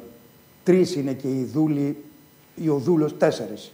Και το σπίτι εκείνο το ίδιο όπου έλαβα την τιμή και σε υποδέχθηκα μία φορά με το ευγενέστατο κύριο Ζερβών, που ταπεινώς προσκυνώ και τούτον ταχύν θέλω της διακηρύττω με υποχρέως διαδίου.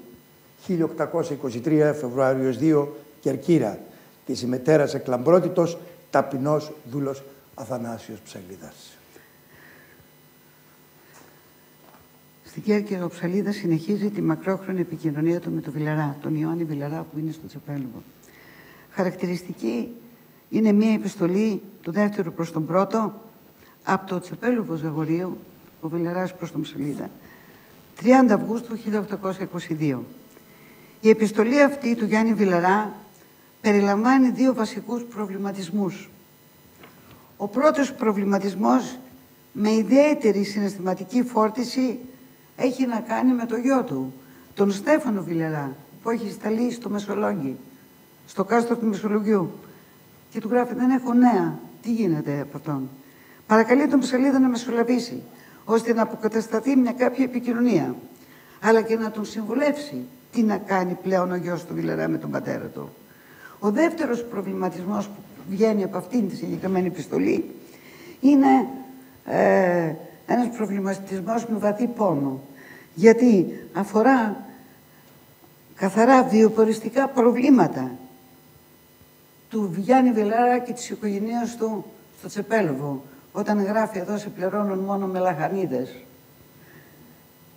Και τον παρακαλεί αν μπορεί να μεσολαβήσει ο Ψαλίδας, προκειμένου και ο Βιλαράς να πει στην Κέρκυρα, ως άλλος ασκληπιός ή άλλος γιατρός. Εμφανέσταται λοιπόν είναι η πικρία του στην επιστολή που διαβάζουμε. Σοφολογιέτατέ μου, σου γίνομαι ενοχλητικός μόνε, όχι ίσως περισσότερο από ό,τι μπορεί να υποφέρει η αγάπη σου. Έχω καιρόν δίχως γράμματα από τον Στέφανο και δεν ξέρω τι να στοχαστώ. Ανεχώρησε, εκεί βρίσκεται ακόμα. Η ανησυχία μου για την τύχη του με υδρώνει πολύ. Τα γράμματα που σου περικλείω τα αφήνω ανοιχτά να τα αναγνώσεις και να του τα στείλεις συνοδευμένα με γράμμα σου, να κάνει, αν το κρίνεις εύλογο, όσα του διατάζω. Ήλπιζα να τον έχω συστημένο σε αφέντη αρκετό να τον κυβερνήσει, μόνο ευρέθηκα γελασμένος και στοχάζομαι αναγκαίο να προστρέξει σε άλλον.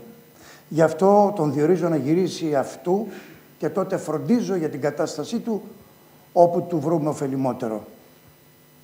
Αν σου το συγχωράει ο καιρός, επιθύμαγα να έχω μια σημείωση για τις τιμές από είδη όπου μπόραγαν να πουληθούν με κάποιο διάφορο. Ο Ασκληπιός εδώ δεν δοξολογείται, αν και καμιά φορά θαυματουργήσει. Οι προσφορές είναι λάπατα και κολοκύθια. Όξο ο ιερέας να ξωματίσει ή για να μου του κάνει παρόμοια εντροπή απεφάσισα όσο εμπόραγα, τον κρατήσει σε τούτα τε ερημοβούνια να πιαστεί από τον κερδόν ερμή.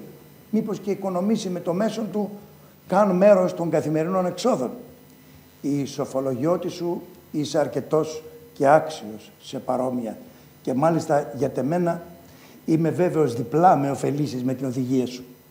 Λαμβάνοντας τη σημείωση σου γράφω τα ίδια όπου εδώ έχουν απέραση και σου εμπάζω και μετρητά για το ψώνιο. Όλοι του σπιτιού μου σε προσκυνούν. Μένω και κάμω σέβας, δούλος και φίλος σου από Τσεπέλοβο, τη 30 Τριγητού 1822, ο Βιλαράς.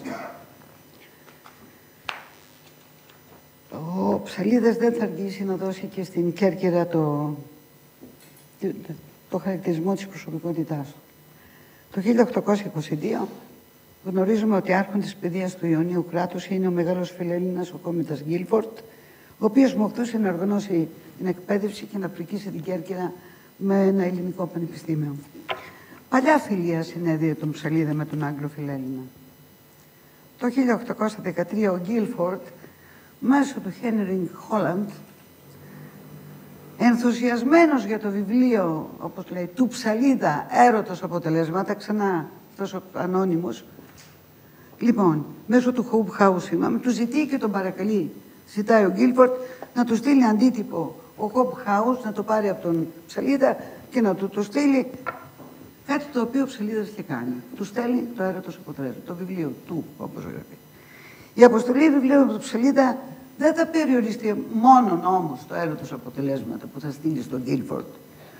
Διότι και βρίσκουμε και μία απάντηση του Γκίλφορντ προς τον διδάσκαλο του Ψαλίδα, τον οποίο και ευχαριστεί όχι μόνο για το έρωτος αποτελέσματα, αλλά και για άλλα βιβλία που ο ίδιος ο Ψαλίδας του έχει στείλει. Σοφολογιότατε και φίλτατε, σας ευχαριστώ πολλά δια το επιστολάκιόν σας και δια τα βιβλία όπου εχαρίσετε στην Ακαδημία. Ελπίζω να σας ειδώ εν βραχή. Ωστόσο νέρωσο, ο ειλικρινέστατός σας φίλος και δούλος Κόμις Γκίλφορντ, Κέρκυρα, 26 Νοεμβρίου 1825. Επίσης, στο αρχείο αυτό του Ψαλίδα εντοπίζουμε μια παρόμοια κίνηση που κάνει ο Ψαλίδας και ο οποίος και χαρίζει πράξη στην Κέρκυρα στους Κορφούς. 1828 έχουμε την πράξη με τα βιβλία στην Ιόνια Ακαδημία, βιβλία με τον γενικό τίτλο Libri Theologici. Και τους τίτλους μας δίνει. Στην Κέρκυρα ο Ψαλίδας δεν παραμένει ποτέ στάσιμος για τα εργαλεία της διδασκαλίας του. Εδώ βλέπουμε λοιπόν έναν αυλώσιμο από Τεργέστη. Ο Ψαλίδας είναι στην Κέρκυρα, δίνει εντολή στον Σαμιτέλο, στέλνει στον έμπορο στο Σαμιτέλο, τι βιβλία να του σταλούν. Και αυτό είναι το οποίο βλέπουμε εδώ πέρα. Πρόκειται για μεταφορά σε 5 κάσες, είναι το δεύτερο έγγραφο, το τρίτο έγγραφο κατά την νότα Αθανασίου Ψαλίδα. Είναι μια μεταφορά σε 5 κάσες, τι, μια ουράνια σφαίρα, μια υδρόγειο σφαίρα και ένα σφαιρικό αστρολάβιο μαζί με τα στηρίγματα. 5 κάσες ήταν αυτό, με το καράβι αυτό που ήρθε. Είναι όλες οι πράξεις.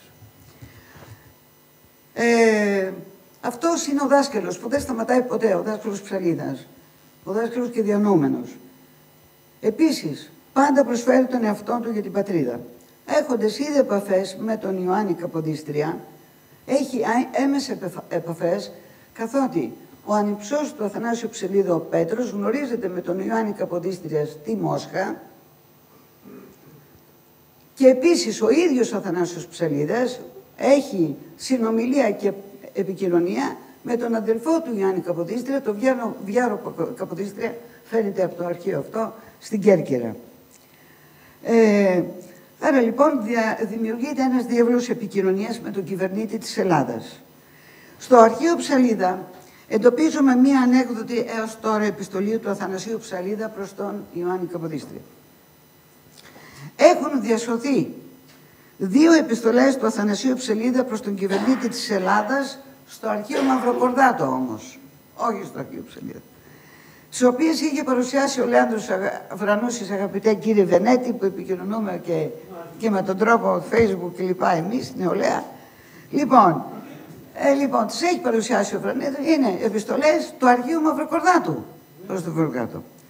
Λοιπόν, εδώ στην επιστολή που βλέπουμε όμως προς τον Ιωάννη Καποδίστρια, ο Ψαλίδας μιλάει για θέματα τα οποία ο ίδιος έχει μελετήσει ιδιαιτέρως, θέματα ιστορικά, γεωγραφικά, εθνολογικά, δημογραφικά, οικονομικά, διοικητικά, εκπαιδευτικά, κοινωνικά, πολιτικά και εθνικά.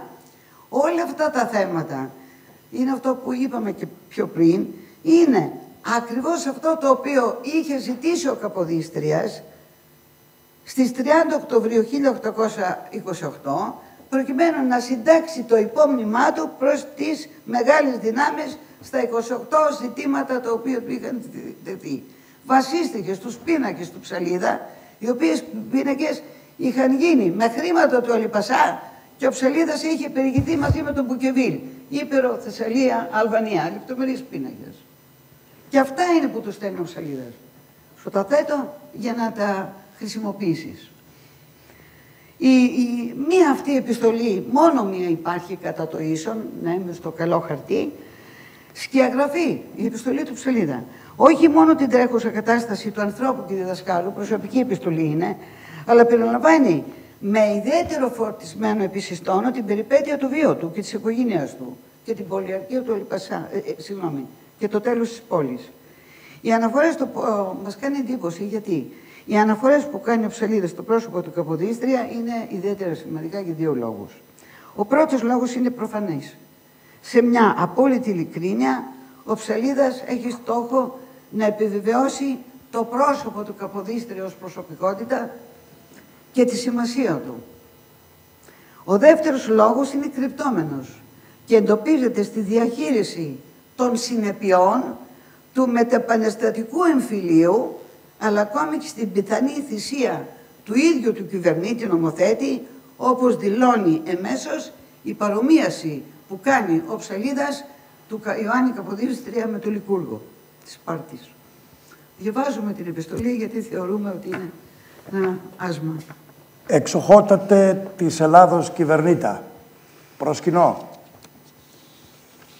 Τες πολυχρόνιες διχόνιες της παλιάς Λακεδαίμονος, κανείς βέβαια άλλος δεν μπόρεσε να τες εξαλείψει παρά μόνο ο αθάνατος νομοθέτης Λικούργος.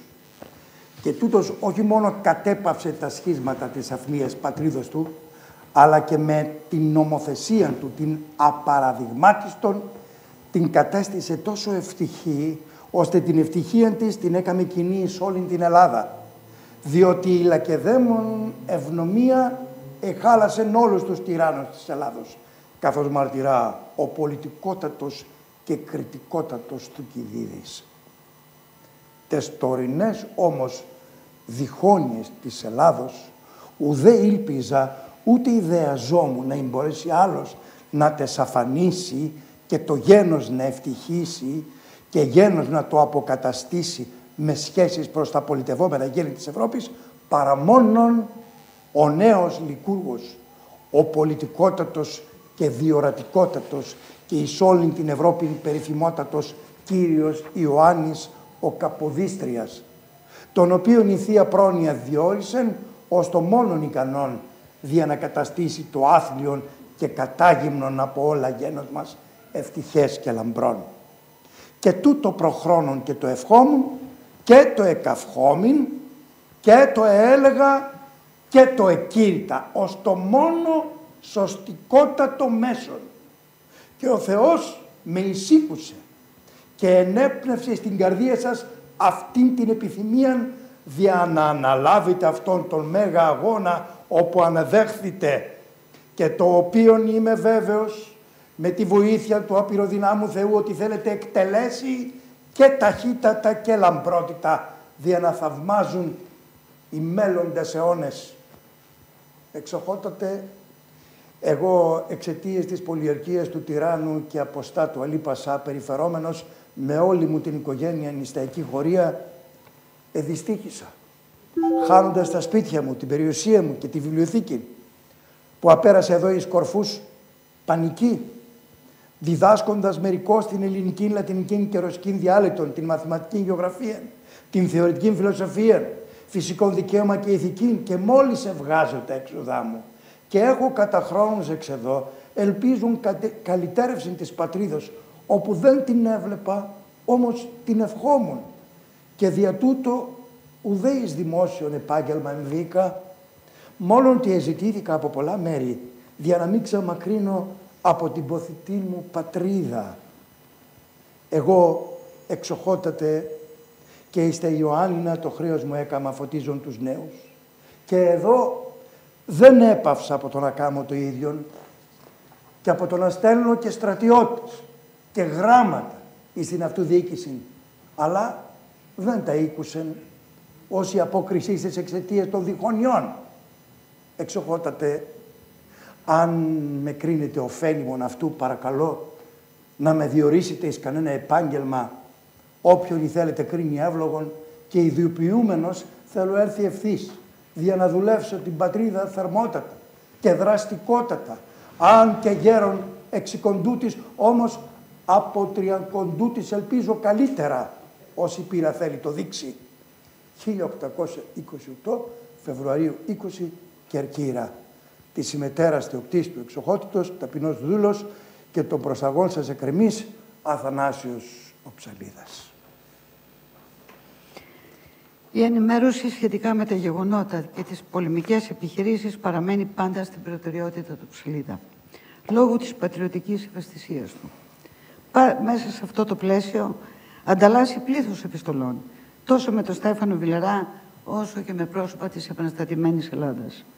Στο Αρχείο Ψαλίδα υπάρχει ένα επαρκές σύνολο τεκμηρίων και εμείς χαρακτηριστικά εδώ επιλέγουμε μια επιστολή του Στέφανου Βιλερά το 1824 σχετικά με τις κινήσεις των στρατευμάτων.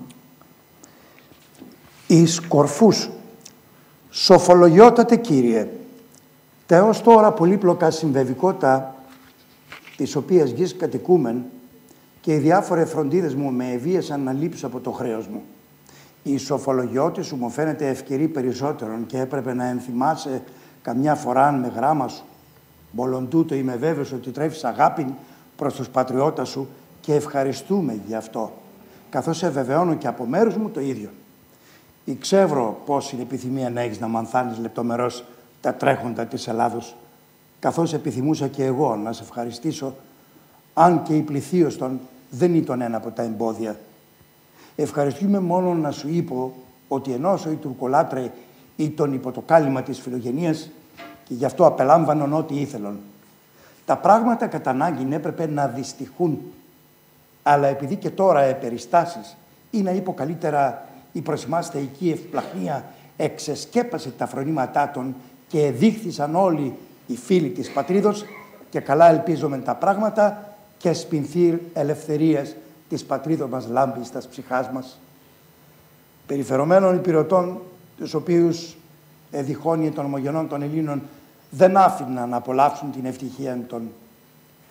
Τα ανακτώματα του αποκηρυχθέντος Καραϊσκάκη ευίεσαν την αποξηρώμερο άκερο επιστροφή του στρατοπέδου μας. Εσχέση μας, μετά τον αποδιωμό των αποστατών, στάθησαν μεγάλε περί των ωφελήμων της πατρίδος.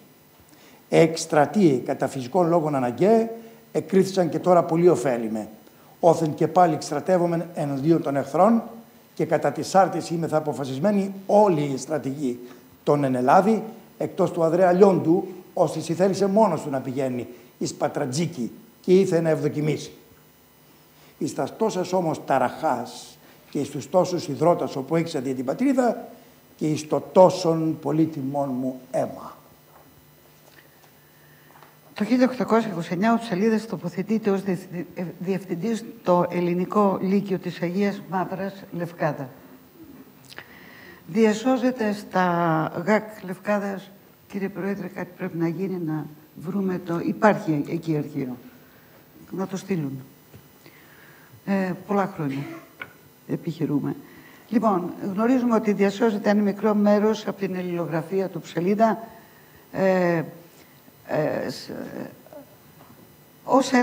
είναι ένα δεμένο τετράδιο με τον τίτλο «Ίσων επιστολών της αλληλογραφίας με την Γενική Επιτροπή της Κερκύραν υπό το διευθυντή του Δευτερεύοντο Σχολείου της Λευκάδας». Είναι ο διδάσκαλος διευθυντής. Σε μία από τις τελευταίες του επιστολές, ο Ψαλίδας, λέω τελευταίες γιατί το τέλος του Ψαλίδα έρχεται 20 Ιουνίου 1829. Σε μία από τις τελευταίες του, 23 Μαρτίου του 1929, βρίσκουμε και πάλι το ενδιαφέρον του Ψαλίδα και παραγγελίες βιβλίων. 44 χρόνια παραγγέλει βιβλία για τη βιβλιοθήκη του σχολείου της Λευκάντας, στην ελληνική, λατινική, αγγλική και ιταλική διάλεκτο. Δίνουμε μερικούς τίτλους λεξικών, έστω. 1829 Μαρτίου 23, Σοβολογιότατε προσκυνώ. Ιδού όπου καταγράφω και τα βιβλία που μας χρειάζονται για την πρόοδο των μαθητών, δια τα οποία μου διορίζετε με τα προτερινά σας γράμματα. Σώματα ελληνικά, 140 γραμματικής του Βαουτμάνου, 8 του προχείριου λεξικού ελληνικής του Βλαντή. Λατινικά, 15 γραμματικής λατινοϊταλικής του Σουαδίου, 15 λεξικού λατινοϊταλικού του Τωρίνου, 15 ανάλεκτα του Παταβίου.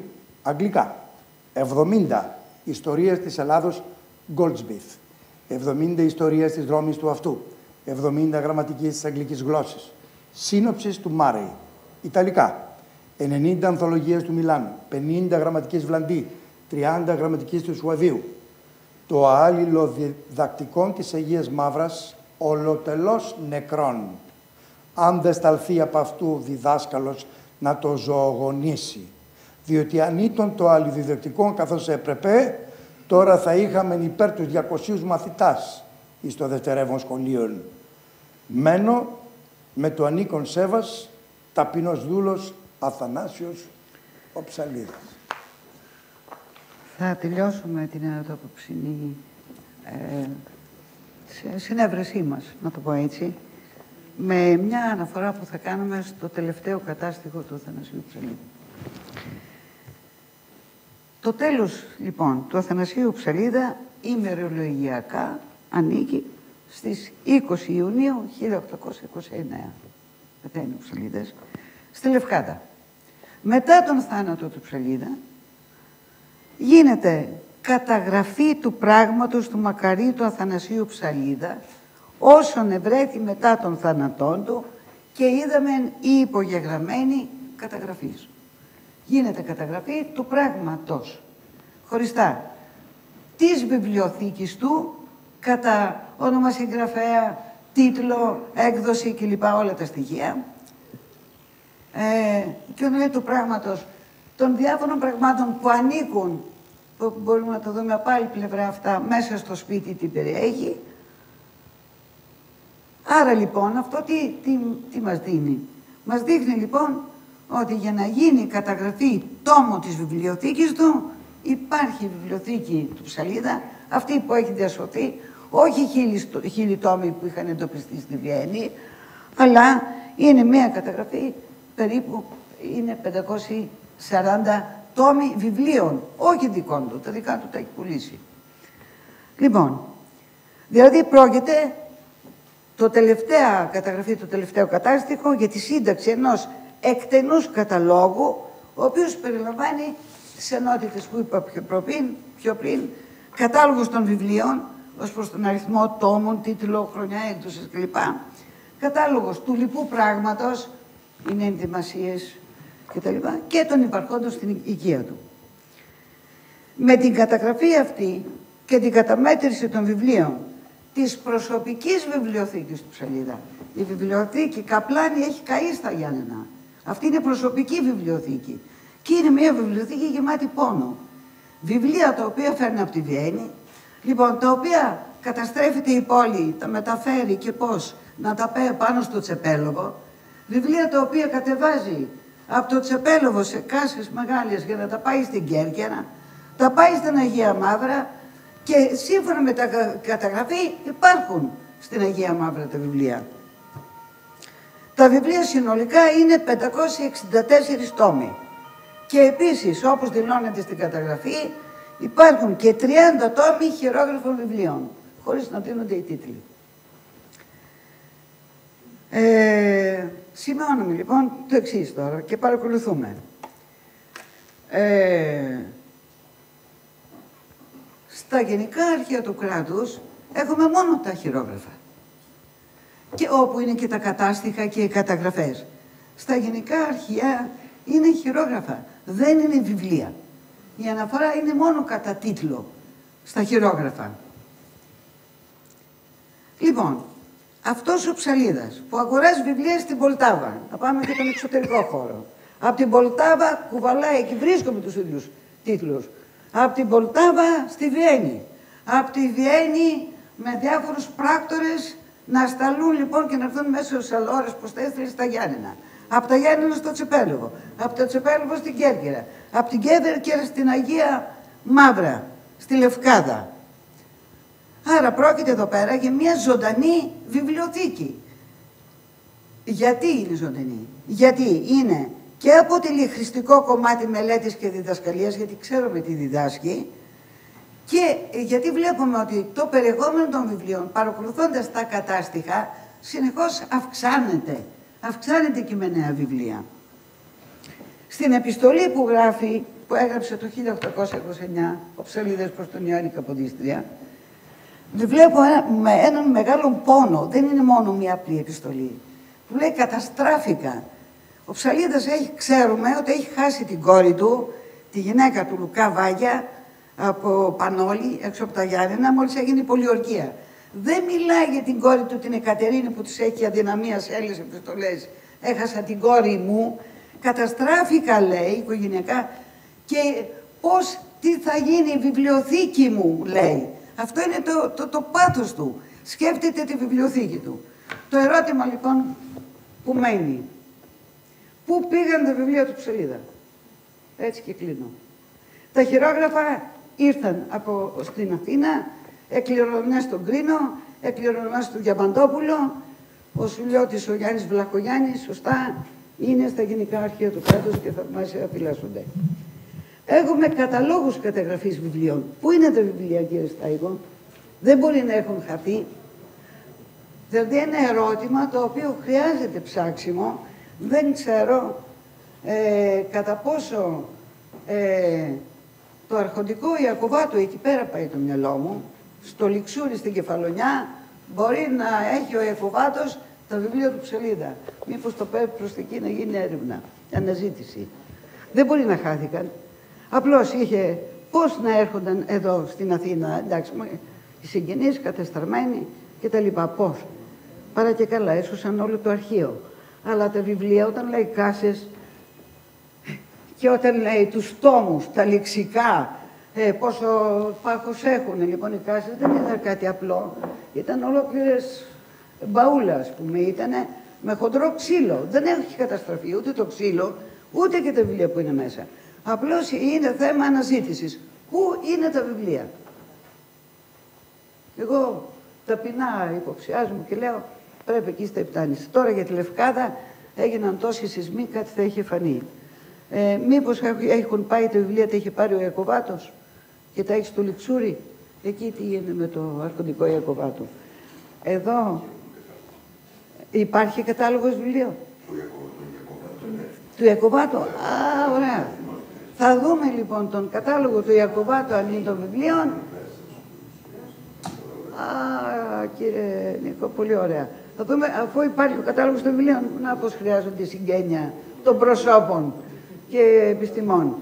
Άμα υπάρχει ο κατάλογος, έχουμε και άλλους καταλόγους για να δούμε πού πήγαν, να σώσουμε τον Ψαλίδα. Λοιπόν, δεν λέω ευχαριστώ πολύ. Να εκφράσω έτσι, σας κούρασα λίγο, αλλά σας κούρασα λιγάκι. Βέβαια ο κύριος Μάινας έσπαγε τη μονοτονία. Κύριε Μάινα, σας ευχαριστούμε πολύ. Εμείς ευχαριστούμε. Γιατί χωρίς εσάς δεν σωζόταν.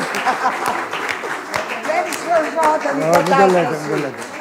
Ευχαριστούμε, δεν σωζόταν χωρίς εσάς η κατάσταση. Λοιπόν, ερωτήματα τέθηκαν. Λοιπόν, τώρα... Να ευχαριστήσουμε την κυρία Κουρματζή και τον κύριο Μάινα. Και αν υπάρχουν ερωτήματα, παρακαλώ. Θέλετε να δείτε και τα τεκμήρια της έκθεσης που προβάλλεται και συγχαρητήρια για την απαρχή της συνεργασίας με το Νονάσιο Βιβλιοθήκη, κύριε. Συγγνώμη, ξεχνάω επώνυμα, έρχεσαι ηλικία. Κύριε Νίκο, σας ξέρω. Τι να κάνω. Έτσι. Ευχαριστούμε πάρα πολύ, κύριε Μάινα. Εμείς ευχαριστούμε. Και ευχαριστούμε όλους. Ναι, κύριε Βενέτη. Βέβαια τους βρήκα. Παλαιότερα θυμάμαι, Ναι. οι απόγονοι του Βιλαρά είχαν κάνει και σύλλογο και εμφανιζόντουσαν στα Γιάννενα όταν κάναμε τελετές στο Τσεπέλοβο. Όχι, ήμουν εκεί ομιλήτρια και του Βιλαρά, στο Τσεπέλοβο. Ναι, εκεί ήμουν 3 φορές. Λοιπόν, όταν έκανε τη διατριβή μου, βρήκα απογόνους του Βιλαρά. Και έχω και το γενεολογικό δέντρο. Ναι, αλλά ήταν τέτοιο το κλίμα στα Γιάννενα, το πανεπιστήμιο και το τμήμα μου, εντάξει, δεν το συζητάω. Λοιπόν, βρήκα και ψαλίδα. Και με έκαναν και απόγονος μου, είχε κάνει και τραπέζι. Έψαχνα το τηλέφωνο. Τώρα το έδωσε στην κυρία Γεροντοπούλου, έλειπαν αυτοί σήμερα. Αλλιώς θα ήταν εδώ, υπάρχουνε. Όχι, δεν έχουν τίποτα, μου είπαν αυτοί. Ούτε χαρτιά, ούτε τίποτα. Τα βιβλία πρέπει να είναι στον Ιακωβάτο, εκεί πέρα πρέπει. Εκεί πρέπει να πάμε Κεφαλονιά. Κεφαλονιά, Λιξούρι. Έτσι δεν είναι? Άμα υπάρχει ο κατάλληλος. Λοιπόν, άλλο τίποτε ρωτάμε? Ναι. Κύριε Στάικο, τίποτε εσείς με το βιβλίο? Τι θα γίνουν τα βιβλία? Το επόμενο βήμα. Εντάξει. Ωραία. Λοιπόν, ο τάφος του Βιλαρά. Μπράβο, ωραίο, ο κύριος Βενέτης, σωστός, παλιός φιλόλογος. Λοιπόν, ο τάφος του Βιλαρά υπάρχει, είναι στο Τσεπέλοβο. Η Αγγελική Γαζή είναι εδώ. Γεια σου, Αγγελική μου. Μπράβο, παλιά φοιτήτρια. Είχα στείλει την Αγγελική, είναι μάρτυρας, να πάει που την είχαμε φοιτήτρια, έτσι, Παναγιώτη, μπράβο. Λευκάδα, αφού διδάσκει με ψαλίδα, άλλη με τη φιλοσοφία, άλλη με τα αυτά. Ναι, με το πέρα. Κοιτάξτε να δείτε τι έγινε, κύριε, με τον τάφο. Πάει η Αγγελική Γαζή, ερχόταν λοιπόν, παρακολουθούσε και η ψαλίδα, είναι εδώ, είναι καθηγήτης στο Πανεπιστήμιο Κύπρου, η Αγγελικούλα. Και της Αγγελική δεν είναι έτσι, ήταν ο Σταύρος Κορεμένος εκεί πέρα διευθυντής. Ψάξει στο Σταύρο Κορεμένο, μην έχουμε τίποτα χειρόγραφα ψαλίδα. Μιλάμε πότε ήσουν φοιτήτρια, δεν ξέρω. 92, ξέρω τι ήταν, προ. Και λέω στην κυρία Γαζή, στην Δεσποινίδα Γαζή, κύριε Βενέτη, να πάει στην Αγία Μαύρα και να δει αν υπάρχει ο τάφος του ψαλίδα. Και μου έφερε φωτογραφία από την ταφόπλακα η Αγγελική. Να η Αγγελική. Όταν πήγα πρόπερση όμως εγώ στην Λευκάδα, πέταξαν και την ταφόπλακα και τα πέταξαν όλα. Και έχω κρατήσει φωτογραφία της Αγγελικής. Να η Αγγελική, μάρτυρας. Καταλάβατε, κύριε Στάικο? Πήγα εδώ και 3 χρόνια στην αμάρτυρας, τα πέταξαν όλα. Ο Βρανούσης ο καημένος είπε, κάποτε μία φορά μεταφερθούντας τα τύπες, εδώ πέταξαν και την πλάκα. Ενώ είχα τη φωτογραφία. Να η Αγγελική μάρτυρα. Άρα, κύριε Βενέτη, πέταξαν και την ταφόπλακα. Η φωτογραφία από την ταφόπλακα. Το θέμα είναι μέσα, υπάρχει ταφόπλακα. Δεν υπάρχει ταφόπλακα, την πέταξαν, η φωτογραφία της Δεσποινίδας είναι. Όχι, έψαξα μια χαρά εγώ.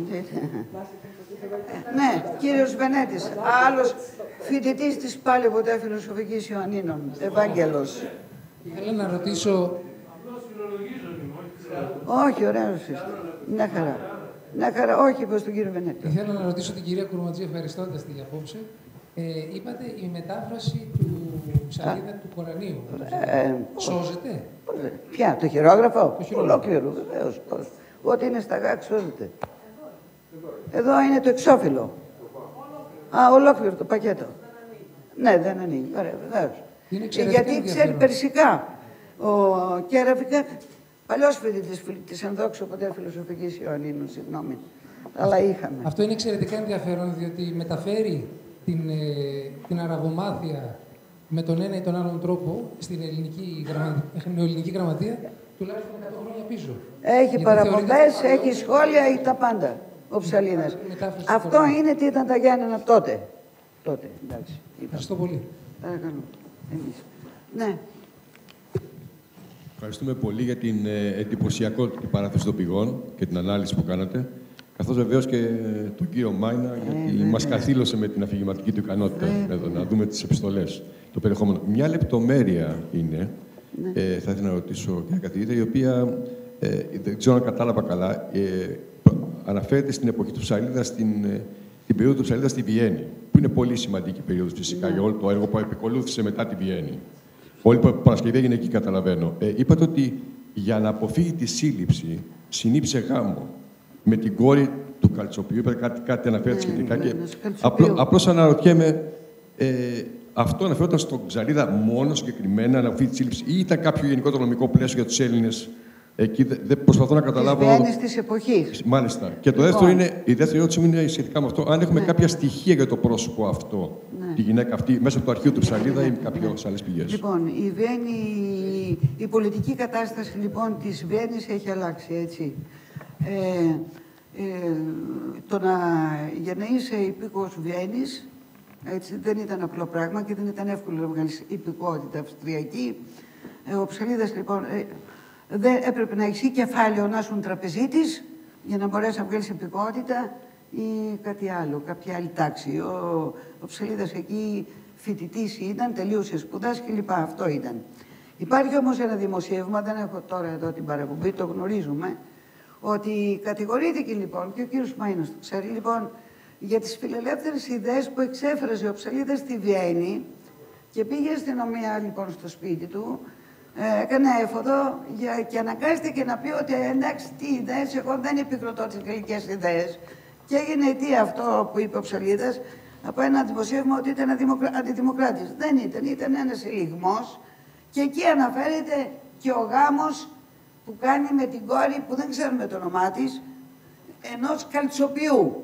Και βάζουμε το ερώτημα, μήπως ο γάμος έγινε, εντάξει, γάμος έρωτα είναι ή για λόγους πολιτικούς. Γιατί το πρόβλημα πλέον του Ψαλίδα είναι πώς θα βγάλει διαβατήριο. Και υπάρχει άλλη επιστολή του Μιχαήλ που του λέει θα προσπαθήσουμε ξανά, δεν είναι εύκολο. Γιατί δεν είναι εύκολο? Σημαίνει υπήρχε λόγος που δεν μπορούσε να βγάλει διαβατήριο ο Ψαλίδας. Και το στοιχείο που δηλώνει ότι είναι δάσκαλος στην Τεργέστη είναι ψευδές. Δεν ήταν ο Ψαλίδας δάσκαλος ποτέ στην Τεργέστη. Γιατί δεν το... Μήπως αυτό έγινε για να το βγάλει στην Τεργέστη? Γιατί ήταν αδύνατο να βγάλει το διαβατήριο στη Βιέννη. Στη Βιέννη πρέπει να το έβγαζε. Γιατί ήταν δύσκολο στον Ψαλίδα? Είναι αυτό που λέμε ο κύκλος του Ρίγα. Που λέγεται ως κύκλος του Ρίγα. Υπάρχει συνωμοσία, υπάρχουν, δηλαδή τα πρόσωπα αυτά έχουν πολιτική, ας πούμε έτσι, αυτονομία και αυτοδυναμία. Δεν είναι παθητικά πρόσωπα. Δεν πρέπει να τα μιλάμε, νομίζω έτσι, μόνο. Δηλαδή, εννοείται ότι οι διανοούμενοι γενικά Έλληνες στη Βιέννη θεωρούνται ύποπτοι από τις αυστριακές αρχές. Για... Ναι, υποψιάζομαι. Ναι, βέβαια ήταν ύποπτος. Ναι, ήταν. Ήταν Ελένη, δεν είναι... Ελένη. Συγγνώμη, ναι.